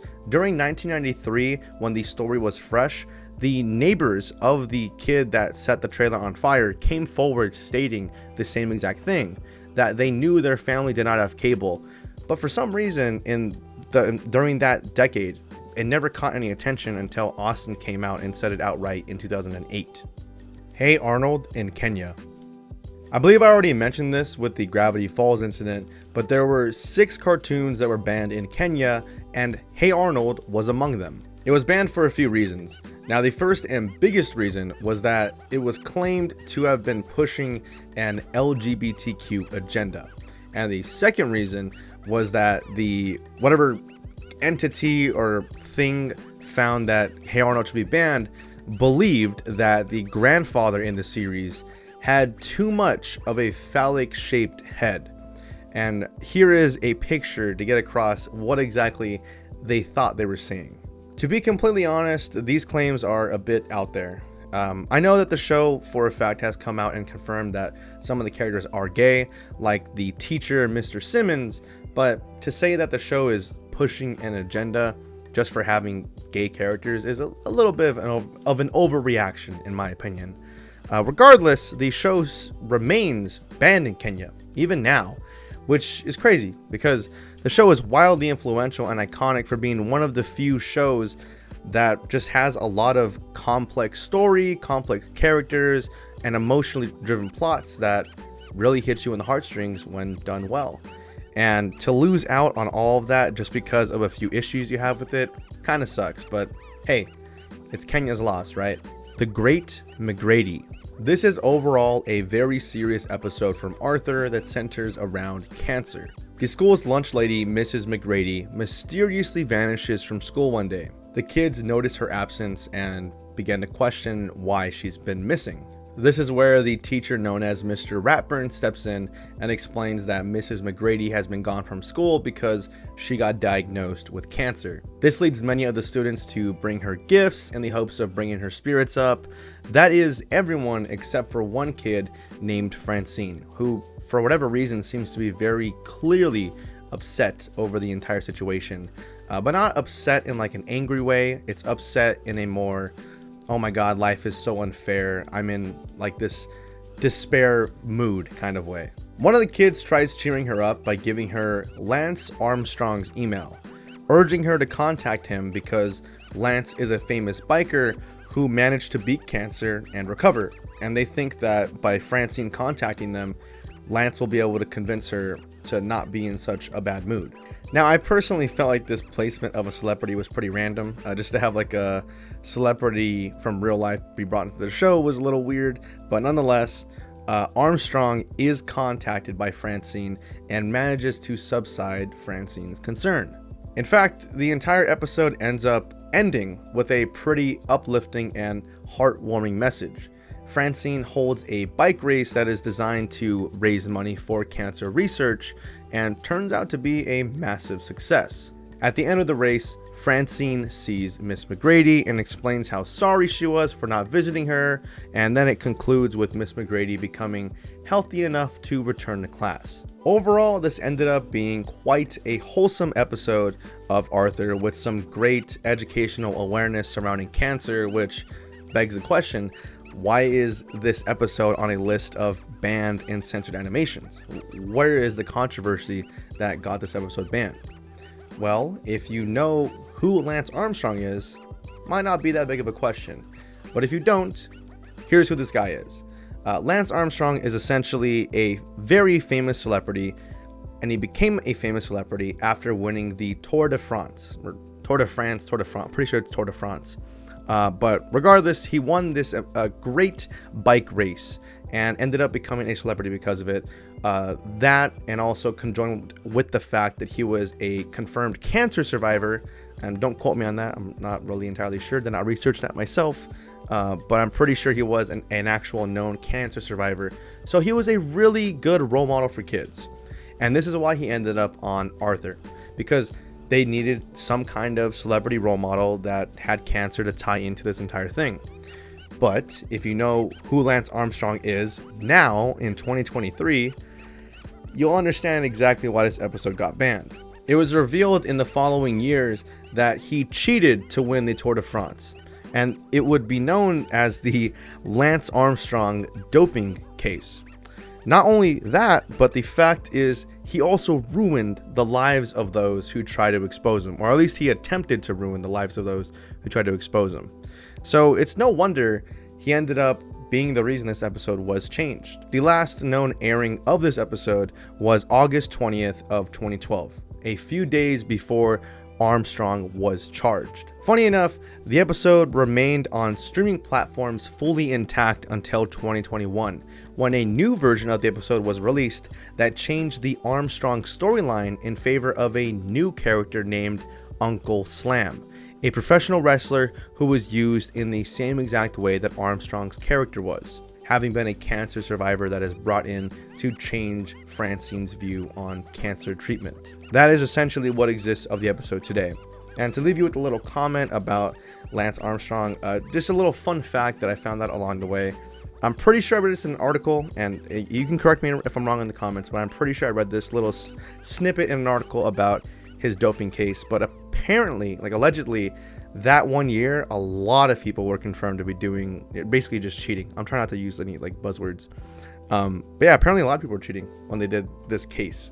So much that they couldn't figure out who to give the first place trophy to, because every single next person in line was confirmed to also be doing the same things that Lance Armstrong was. Just a little fun fact that I found that I thought was crazy. But yeah, let's move on to the next one. Pingu's lavatory story. This is a rather obscure episode of Pingu titled Little Accidents.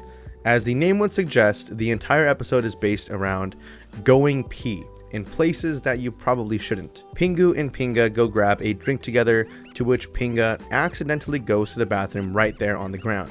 Pingu notices this and sends her home, to which he gets hit with the same exact problem.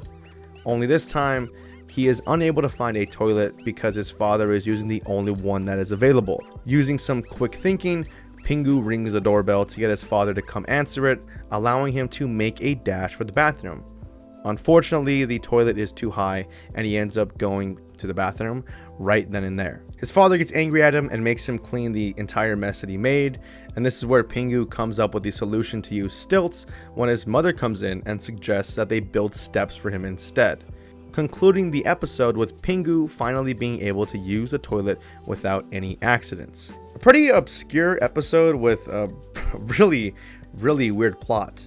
To be honest, I don't really know what to say when it comes to this episode of Pingu, because why was it made? It's just such a weird plot to have in I don't know, it's so weird looking back that this was an actual episode.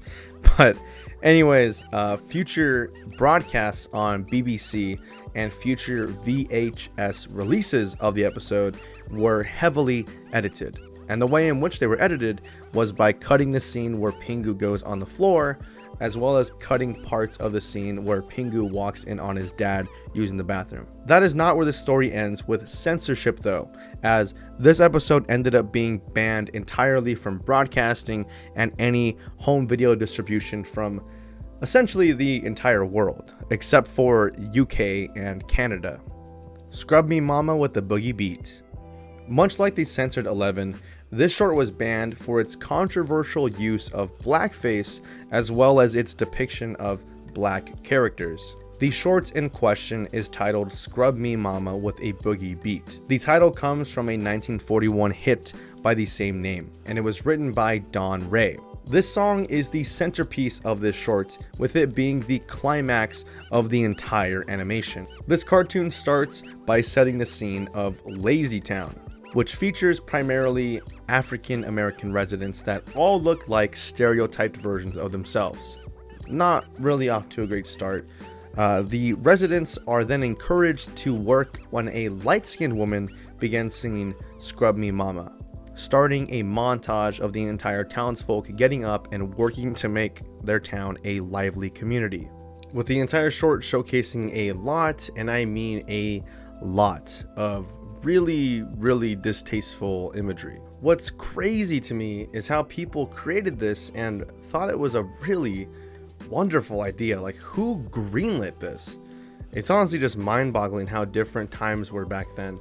It's important to keep in mind that a lot of these really old cartoons are simply a product of their time, but my god, like, it's insane to think how normalized racism was back in the 1940s, and it's still an ongoing battle today.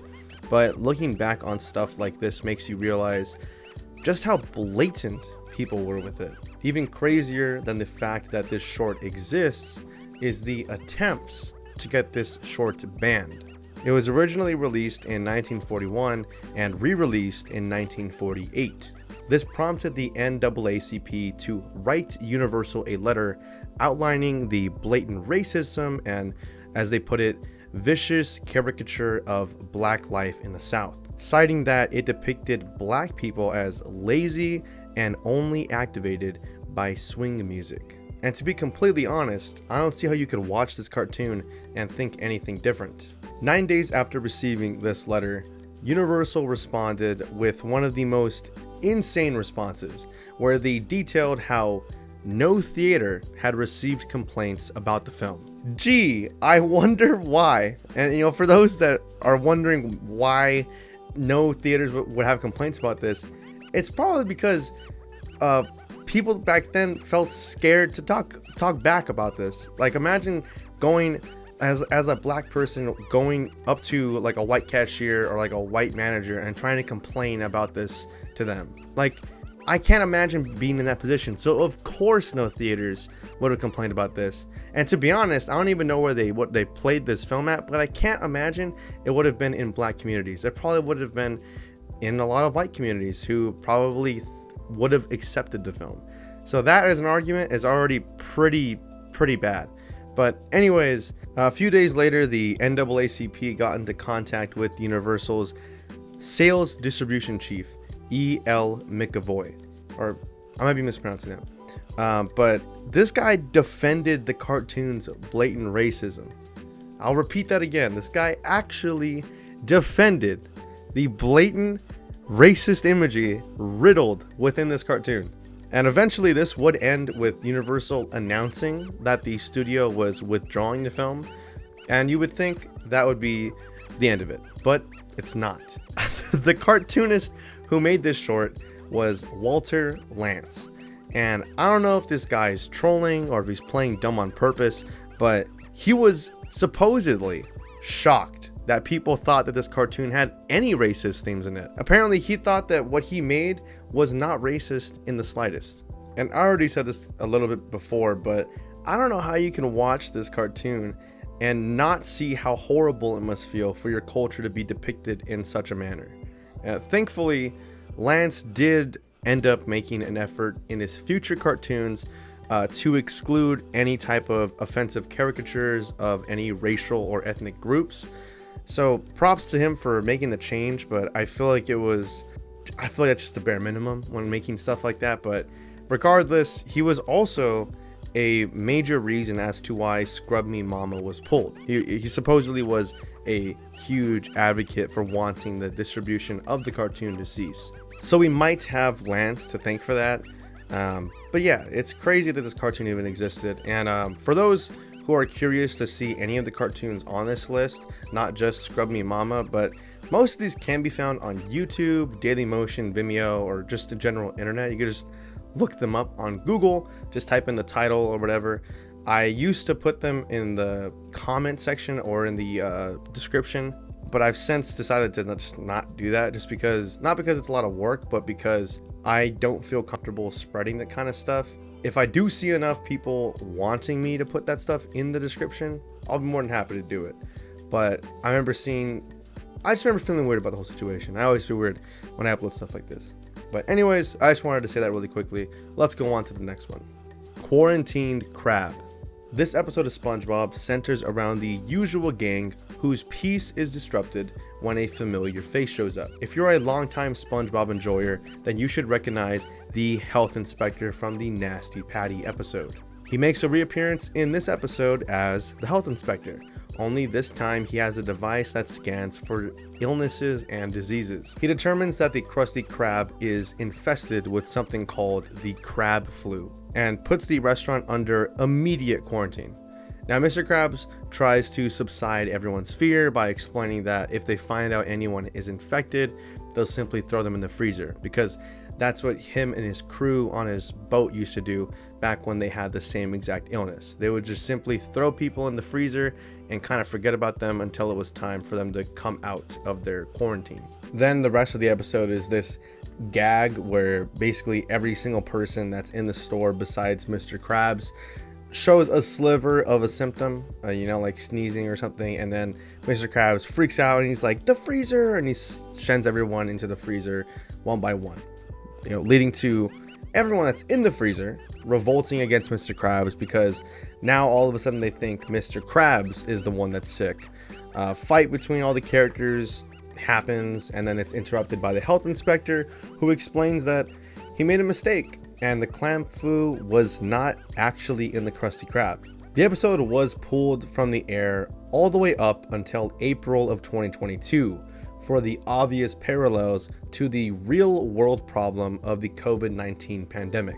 The episode served almost a 2-year ban from the internet, only being available on Amazon Prime and iTunes in 2022, and then coming back to Paramount Plus in 2023. What doesn't make sense to me is that the episode was made in 2020, right? This is when the pandemic was, in my opinion, at its highest peak interest. And even after the fact, even years, even now, it's not like the pandemic is really over or COVID went away. The problem just kind of stopped being talked about. My point is, why even make the episode in the first place if you knew for a fact that it might not be a good idea for it to be on the air? I guess the thought process here was that Nickelodeon was hesitant to expose children to the reality of the situation that most of us were living in, because, again, to be honest, this was basically happening everywhere, at least in the US. I can only relate with my own personal experience, right? But I imagine everywhere in the world, shutdowns of restaurants and businesses were happening every other day. At least that's how it was where I was living at. And it's weird to release this episode, but whatever the case, it did eventually find its way back onto streaming services just a few years after it was banned. Quest of the Red Skull. This episode comes from Spider-Man and His Amazing Friends, specifically an episode titled The Quest of the Red Skull. The plot entails Spider-Man and his amazing friends finding one of the Red Skull's hidden bases. It's revealed here at the Red Skull's base that he has a ton of powerful rockets that he has in the hopes of starting World War III and allowing the Nazi party to rise into power. The more I talk about this episode, the more clear it becomes as to why it was taken off the air. The episode has a ton of imagery and references to Red Skull's association with the Nazi party, showing obvious symbols right in front of the viewer's eyes. There's even parts where the characters will just straight up say Hail Hitler, and seeing as this is a kids TV show, NBC decided that it was best to cut the episode in its entirety and never showed any reruns after some of the first few airings. As I said before in the video, probably many times, it can be found pretty easily on all types of platforms, being purchasable on Prime, YouTube, and iTunes, but the episode does remain unavailable to watch on Disney+. What's weird about this entire situation after the episode aired and was taken off of the air was how Disney worked around Red Skull's origins when it came to the Captain America movies, because going forward they didn't want that association to be there anymore. But I'm like pretty sure in the comics and obviously in this episode he has really deep ties into Nazism. So when it came to making the Captain America movies, if you've watched them, that's why we have his own party. Basically, Red Skull in the lore of this world created his own party that he calls Hydra, and Hydra takes some obvious, clear inspiration from the Nazi party. Hail Hydra.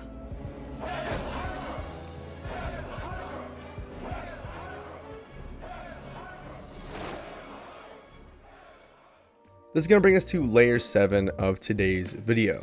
Layer 7 can be viewed as the layer of episodes banned for extremely dark imagery, because a lot of these animations were taken off the air due to executives thinking that kids would be extremely traumatized from the visual stimuli.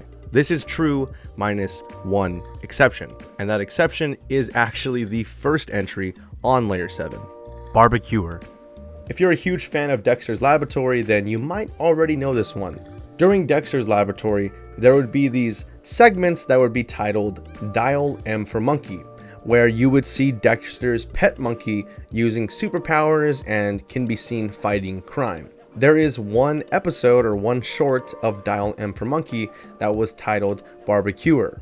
There are two villains in this short that are very obvious parodies of other famous Marvel characters. First, we have Barbecuer, a gigantic alien entity who has a love for cooking, with him clearly being based off of Galactus. And then we have his sidekick, the Silver Spooner, a silver entity that flies around on a silver spoon, an obvious spoof of Marvel's Silver Surfer.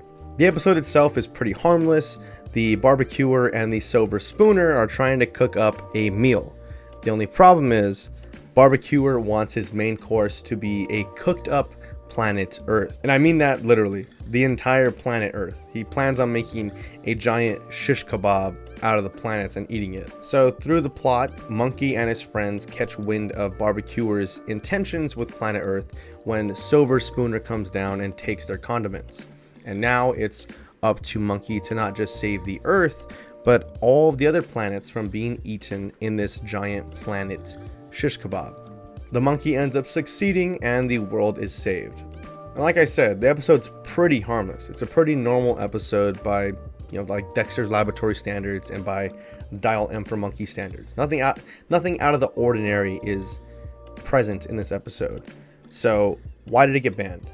Well, we will get to that.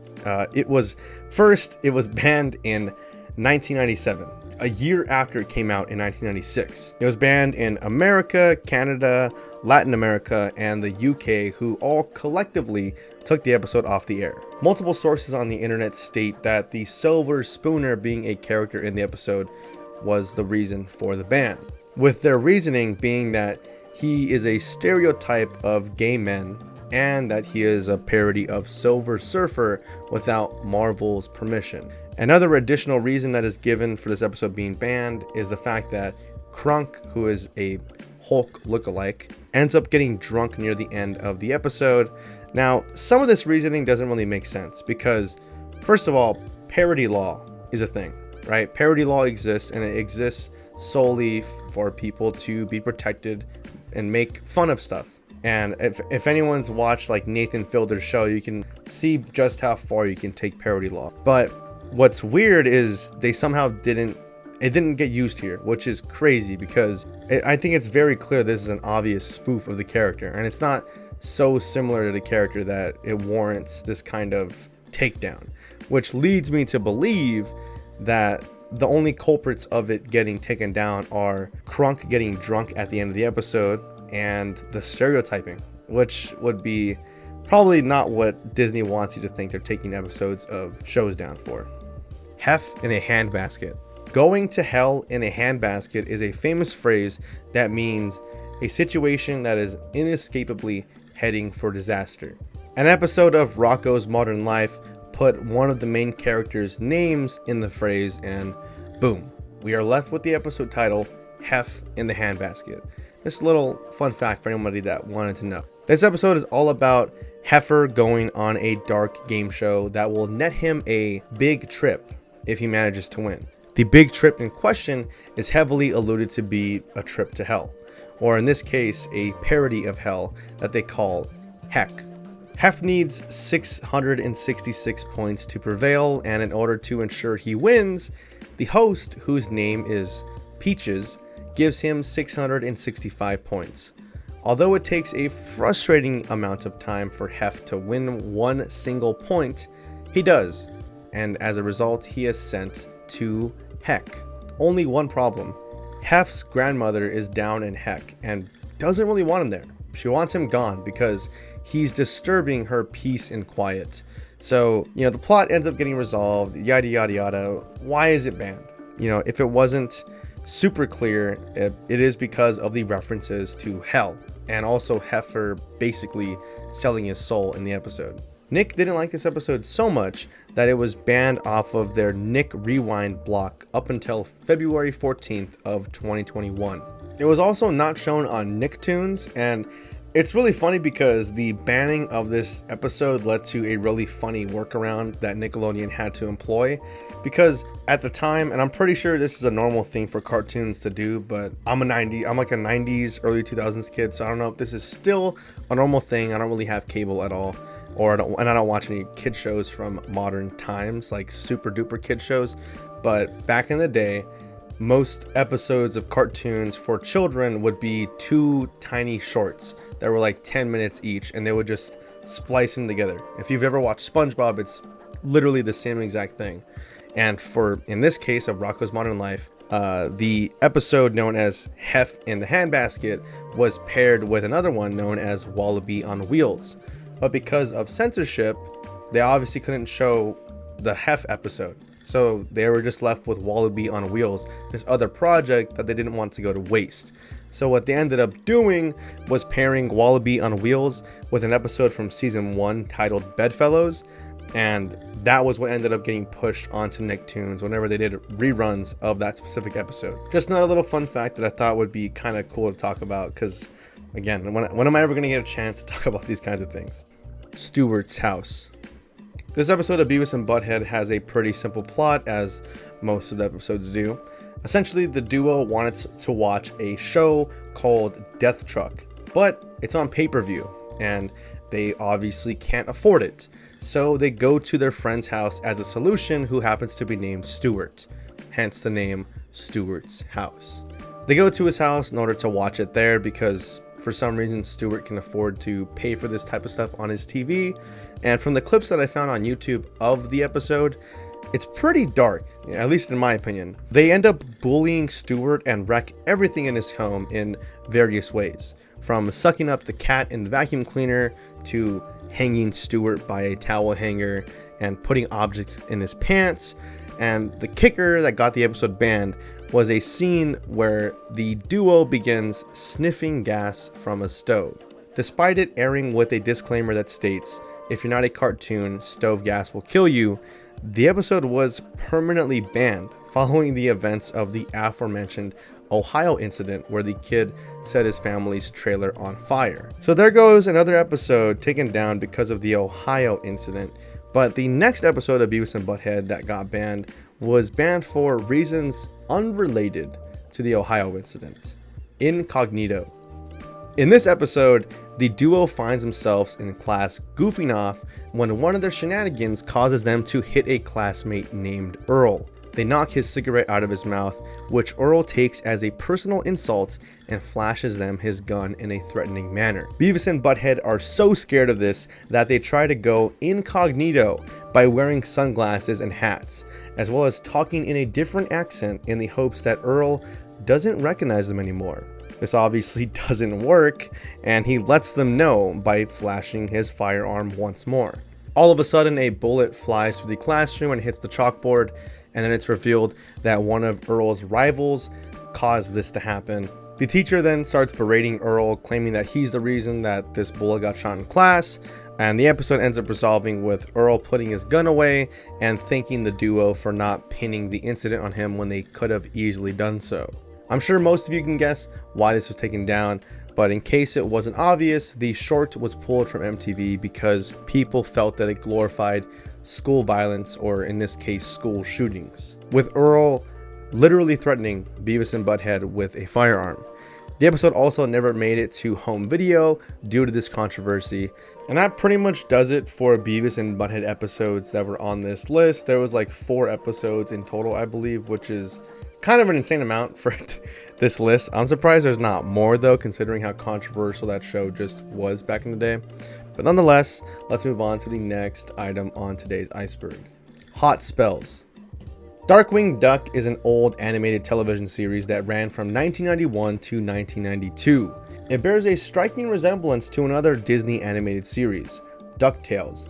But in Darkwing Duck, the main character is a superhero named Darkwing Duck and his sidekick Launchpad McQuack as they both go on their various adventures. It seems innocent enough, so why are we talking about it? There was a Halloween special on season 2 of this series titled Hot Spells, and it had some rather satanic themes that Disney didn't want to be associated with after the fact.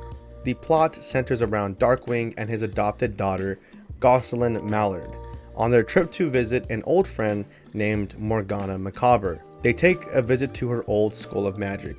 Gosselin is put into a few classes, but finds them to be less than enjoyable, leading her to meeting the school janitor who calls himself BLZ, which we will come to find out is short for Beelzebub, which if you don't know is another name for Satan. Gosselin relents to BLZ how she is frustrated with learning magic because she feels as though you have to be some kind of mathematical genius in order to do it. BLZ is eating up this vulnerability by showing her the dark magic, which is far easier to perform. We soon find out he is reeling her to the dark side in order to capture Darkwing Duck. This is where the episode takes somewhat of a darker turn. Beelzebub interrupts the big school presentation and presents Darkwing Duck with a hard decision. He shows him that he's captured his friend Morgana, but allows him to sacrifice himself in her place, to which he agrees. Darkwing is then sucked into what I can only believe is hell. Now it's up to Gosselin to save her father. Spoilers, she does. She ends up saving him, and everything goes back to normal as expected from cartoons like this. The clear references to devil and satanic imagery is what got this episode banned from the air. It never got any type of VHS or DVD release, and it remains unavailable to watch on Disney+. As far as Halloween episodes go, I actually really enjoyed watching this one. I find it odd that they decided to ban this episode because, I mean, I personally didn't feel off-put by anything. Then again, I don't think I'm the type of person that would be, I guess, insulted or would speak out against this type of imagery. But what's really strange is that clips from this specific episode can be found in promotional ads for Darkwing Duck after the fact, right? After this episode was banned, you can find promotional clips using this episode for it, which is kind of strange. Speaking of which, I noticed something when trying to find the promotional clips to use as B-roll for this section. Why can't we get promos like this anymore? Look how wacky and fun this was. I feel like as we've gotten older, we've kind of lost the charm that old TV promotions used to have. Now everything is so corporate cookie cutter and just less imaginative and creative. I just thought I'd share this in case anyone else felt the same way, because when I was watching these promotional clips, I was like, wow, like we don't seem to get anything like this anymore. What was that? Darkwing Duck is on the attack. This is where you'll find him at. Fighting crime like a maniac. Go Darkwing, go Darkwing. Minnie Takes Care of Pluto. Mickey Mouse Works is an old animated series that sought to bring the magic of the 1930s golden era cartoons to the 2000s. It's a pretty charming series with one little exception. Minnie Takes Care of Pluto. This was aired in January of the year 2000 and faced a ton of controversy surrounding the plot. Mickey drops off Pluto at Minnie's house in the hopes that she can take care of him for the day. This greatly upsets her as she planned on getting some spring cleaning done and makes it clear by yelling at Pluto to stay out of her way. It's at this point that Pluto's good and evil conscience manifest themselves as the devil and as an angel, with the devil convincing Pluto that Minnie is out to get him. The demon conscience is what leaves us with these really disturbing moments in the episode, which include a sequence where Minnie poisons Pluto's food, one where she buries him alive, and another where she tries to kill him with a mace, and the last being a literal representation of Pluto burning in hell. To be fair, the episode does end with Pluto realizing that all of this was just in his head, and Minnie really wasn't out to get him. But I just want to make it clear that while I watched this episode, because I did watch almost everything on the Iceberg, when I watched this one, it genuinely made me feel a little uneasy at times, which is kind of weird because I did not get that feeling when I watched Hot Spells, for example, which is arguably a little bit worse, and it has the exact same type of imagery. Maybe something about it being Pluto might have triggered it, because I mean, who doesn't love this little guy? Even if you hate Disney, you can't tell me that this isn't a cute character. But nevertheless, ABC pulled this episode and it never aired in the US again, also never finding its way to be a Disney Plus release as of yet. It, however, can still be seen outside of the US. It's frequently aired on international feeds of Disney Channel and Toon Disney. This will bring us to Layer 8. With Layer 8 being the final layer, you are most likely expecting the most obscure and crazy plots from these animations, and in that regard, this layer does not really disappoint. From cartoon episodes that realistically portray addiction to very questionable scenes with graphic visuals, Layer 8 is a culmination of all of the problems that we've seen from layers 1 through 7, all put into one piece. Supernova. This episode of Buzz Lightyear of Star Command was strangely in touch with reality. So if you struggle with addiction or anything of thoughts or anything related to addiction, you should probably skip and go to the next cartoon. But anyways, this episode begins with the Star Command team being in a bit of a pickle. On the brink of dying, their last resort is for Space Ranger Mira Nova to phase through an energy source in order to shut down the big bad machine. She does so, and slowly but surely, she becomes addicted to the power that she gained from walking through. It's really depressing to watch if you've been a person that struggled with addiction, or if you're like me, you've helped a friend overcome an addiction of theirs. This episode does a really good job of portraying what it's like. The first person to tell her to stop is her father, who notices her new liking to this power source and warns her to not give into this desire before it becomes a problem. She refuses to listen and goes throughout her day with the energy boost helping her productivity. Her father then tries again to stop her from continuing on this path, to which she relents that it's her life and why does he care so much. Buzz then tries to get through to her to no avail. She proceeds to keep abusing these streams of energy, and she decides to fight Zurg alone, as she believes with her newfound powers she can take him no problem. She leaves, and at first, I'm not gonna lie, she's kind of giving them the hands, but it's not too long before she begins experiencing withdrawal symptoms, extreme fatigue, and longing for more energy. Zurg manages to capture the rest of the Space Rangers and uses an energy source to lure Mira into a trap. This scene right here is what did it for me. The desperate look on Mira's face alongside the joyfulness of knowing that she's about to have her addiction fed right then and there. Like I said before, those who have dealt with this will know this situation all too well. Energy nearby. I can feel it. Mira, you gotta fight the urge. Energy core nearby, Buzz. I can ghost in. Power up.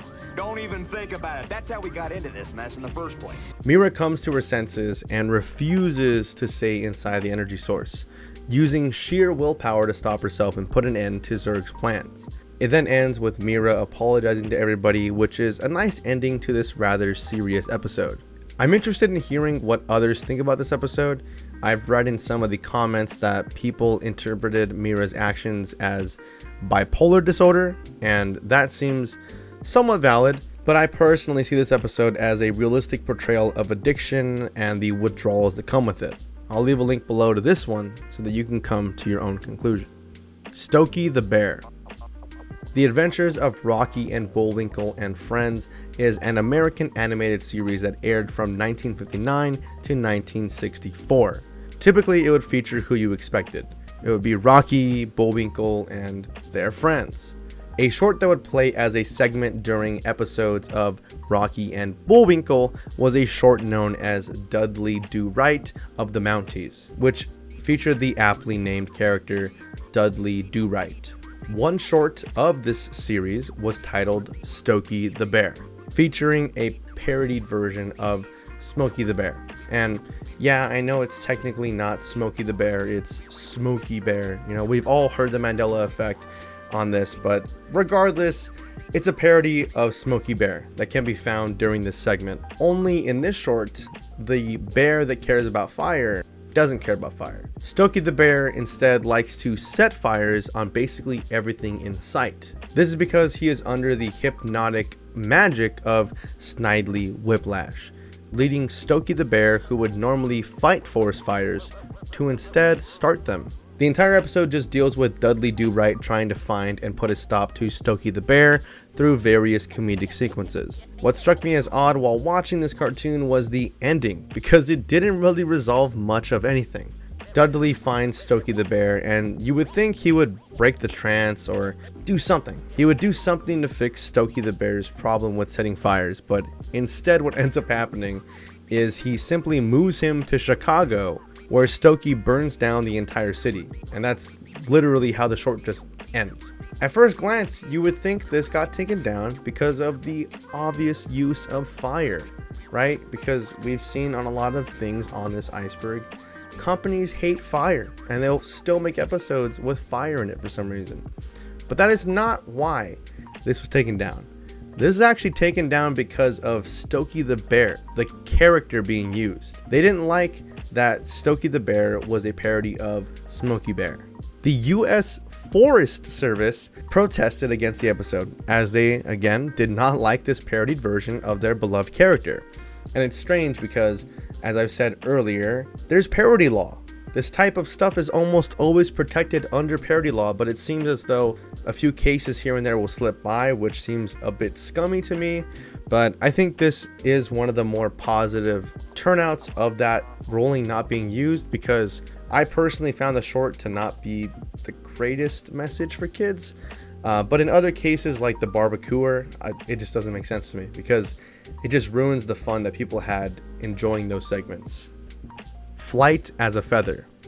I want to preface this by saying I love The Mask. The movie and Jim Carrey are simply iconic, but did anyone know that there was an animated television series that followed the movie? Because I honestly had no idea. And this is most likely because I wasn't alive when the series dropped. I was born in 1999, and I'm pretty sure the series came out in 1997, but I still feel like I would know that. But anyways, this episode is specifically titled Flight as a Feather, and it is featured in the Mask TV series. The plot for this one is a little bit all over the place, so I'm just going to talk about the part that got it banned. During a big city ceremony, an exotic dancer by the name of Cookie comes in, who is said to have dated the mayor of said city. And when she comes in, she barges in with explosives on herself, essentially threatening to kill the mayor and everyone there by exploding herself alongside the entire crowd. The Mask then comes in to save the day by turning Cookie's explosives into a drink for himself. All the while, Cookie is exposed with no clothes in front of these two men. The 90s, man, when people could get away with this kind of stuff in cartoons. And I feel like what I just said could be interpreted as I miss this kind of stuff, but I really don't. I'm just simply pointing out how the times were. It's crazy. Like, doing this entire iceberg has single-handedly showed me how much cartoons have changed just in the last few decades. Whether you think it's for better or for worse is your own opinion, but I just simply had some food for thought that I wanted to share, and it's just crazy. This kind of stuff would never even have a chance of being aired in modern times. Sugar Time, Heinsberg, Vermont. We've seen plenty about Arthur, but we have yet to talk about the spin-off show Postcards from Buster. An episode released in 2005 titled Sugar Time, Heinsberg, Vermont was, you guessed it, banned. And usually I would go into detail about what the episode's plot was to give you context as to how the thing that got it banned played into the episode, but I feel as though for this one you don't really need that context. It's a pretty obvious reason as for why this one was banned.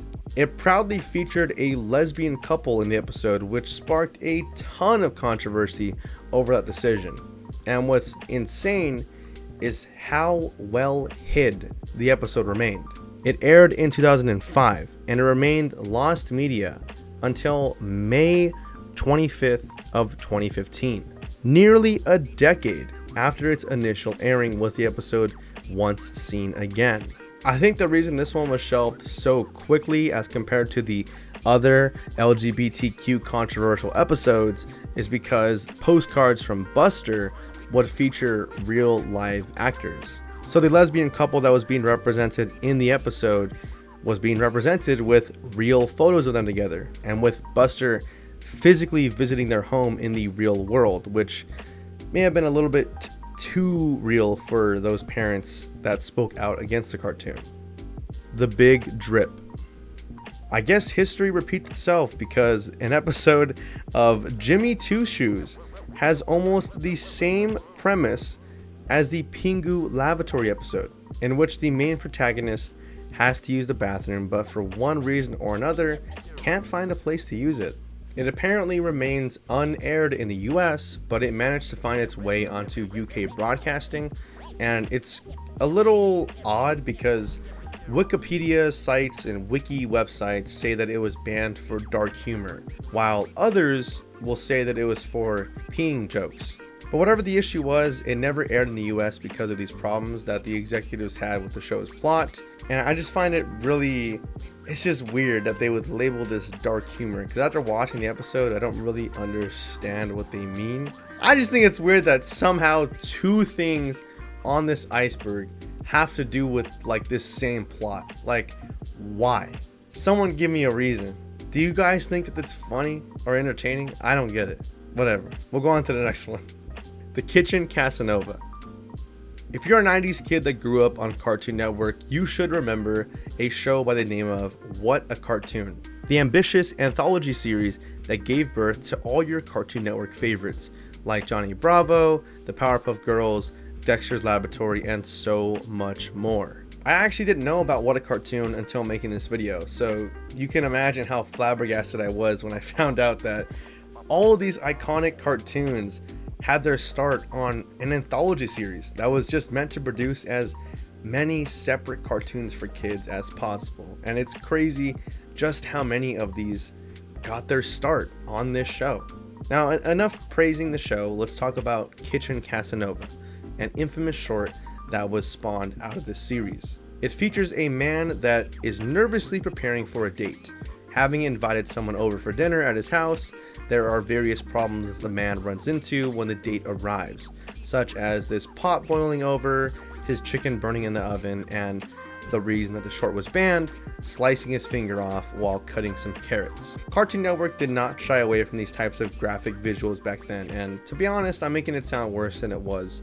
Of course, I don't think it's good for kids to watch these things because I don't want them to try and replicate it themselves, but all in all, I don't think this short was entirely deserving of being banned.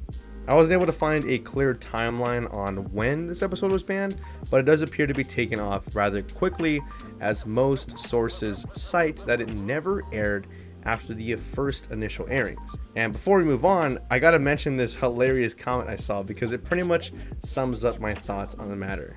A show gets pulled off the air because the main character slices his fingers and there's blood. Oh my god. But of course, when a coyote blows himself up with TNT, or a mouse hits a cat with a huge anvil on its head, is perfectly fine. I'd say that this comment represents probably a lot of people watching, including myself right now. This is a good comment. I had to mention it for this. It was too funny. The Police Cop-etition. In light of the George Floyd situation, Nickelodeon began taking down any police-themed episodes from future airings and from on-demand platforms. One of the shows that they removed a police episode from was the Bubble Guppies. That should immediately strike you as odd, because you'd think they would only remove episodes or cartoons that showed any type of police authority or brutality, but no. They think taking down an innocent episode of the Bubble Guppies is showing support for the horrific situation that was the George Floyd accident. And this is what I'm talking about. It feels like big corporations are always making these right decisions, but in the wrong places. Like, how do you seriously believe that taking down an episode from the Bubble Guppies is solving the issue of spreading acceptance of police brutality? Like, really? I don't know. That's just my 2 cents. I think their efforts could have been used better by actually looking for content that's promoting that idea. But let me know your thoughts below, and whether or not you disagree with me or not. I'd love to hear more opinions on this, because I feel like I'm just gonna keep telling myself the same thing. I feel like I'm going crazy reading this kind of stuff. Puka. The original entry for this part of the iceberg was a specific episode titled Romancing the Clone of a show named Puka. But upon further research, the one episode isn't the sole reason for the show being banned, because apparently the entire series is banned from the US and Europe as a whole. The show in question is called Puka, and it's about a young girl who is in love with a ninja named Garu. And when I say in love, I should really be saying obsessed, because this girl does not take no for an answer. When it came out in 2006, no one really batted an eye, because, I mean, it was a cute series at the time. But in hindsight, it's just clear that the show has way more SA in it than actual funny love, with Puka repeatedly not taking no for an answer and forcing herself on her love interest Garu all the time throughout the show. And to make matters worse, did I mention the children are children? They're 12 and 11 years old respectively. That's pretty much all there is to talk about this cartoon, and I will say that finding this information was not easy, like at all. Finding information on any of the other entries on this iceberg was as simple as going onto Google and just, typing some kind of combination of this cartoon banned controversy or some combination of that. And when I typed in Puka, when I would type in Puka controversy or Puka banned or romancing the clone banned, romancing the clone controversy, nothing would pop up. I had to find out about this through a few articles that were just really obscure, and it was just weird. It was weird to me that there wasn't really any articles that showed up immediately talking about the clear SA that is present in the show that got it banned. That's just what I wanted to point that out beforehand, because if you're gonna go research this one yourself, you might find trouble doing so. And I thought it was a little weird. And whenever I see these things that are a little weird, I just have to believe that it's because either the show is just that obscure of a gem and there's not enough press for people to have covered it, or they paid people off and they're trying to get people to not see that they're making shows like this. If you made it here, then you've made it to the end of today's video. Thank you so much for watching the entirety of this thing. I honestly don't really expect too many people to watch to the end of this, but if you did, thank you. This is actually one of the few icebergs on my channel that took just way too long to come out, in my opinion. Every single one that I do takes a long time to finish, but this one took abnormally long. It was only like 3 parts and it took forever. And to have a little heart-to-heart and explain why that is, this iceberg was kind of like a Kickstarter to me getting back into YouTube. I did take a long break for a while, and this iceberg chart that I saw really got me back into doing this. And I really enjoyed making this one. I'm just gonna leave it at that. But yeah, it was really fun to make this one, and I think it got me back into the swing of things with YouTube, and I'm just really glad that it's all done. I mean, look, this whole video is finished. But yeah, with all that said, let's get into the patron shout out. Again, if you are on screen, you are a super duper supporter. There is no reason to be a $10 tier. Every single tier on the Patreon gets the same benefits besides just being on the end screen. Yeah, so if you are on the $10 tier, if you're on the 3rd tier or the biggest one, thank you. Super supporter, and I can't thank you guys enough. It really has been helping me having the extra income from the Patreon coming in and just pay my bills. You guys are literally paying my bills. I say this in every single Patreon shout out, but it's the truth, and I want everyone listening to understand that it is truth. You know, the money does go somewhere. If it doesn't take care of my bills, I do put it into upgrading my camera equipment.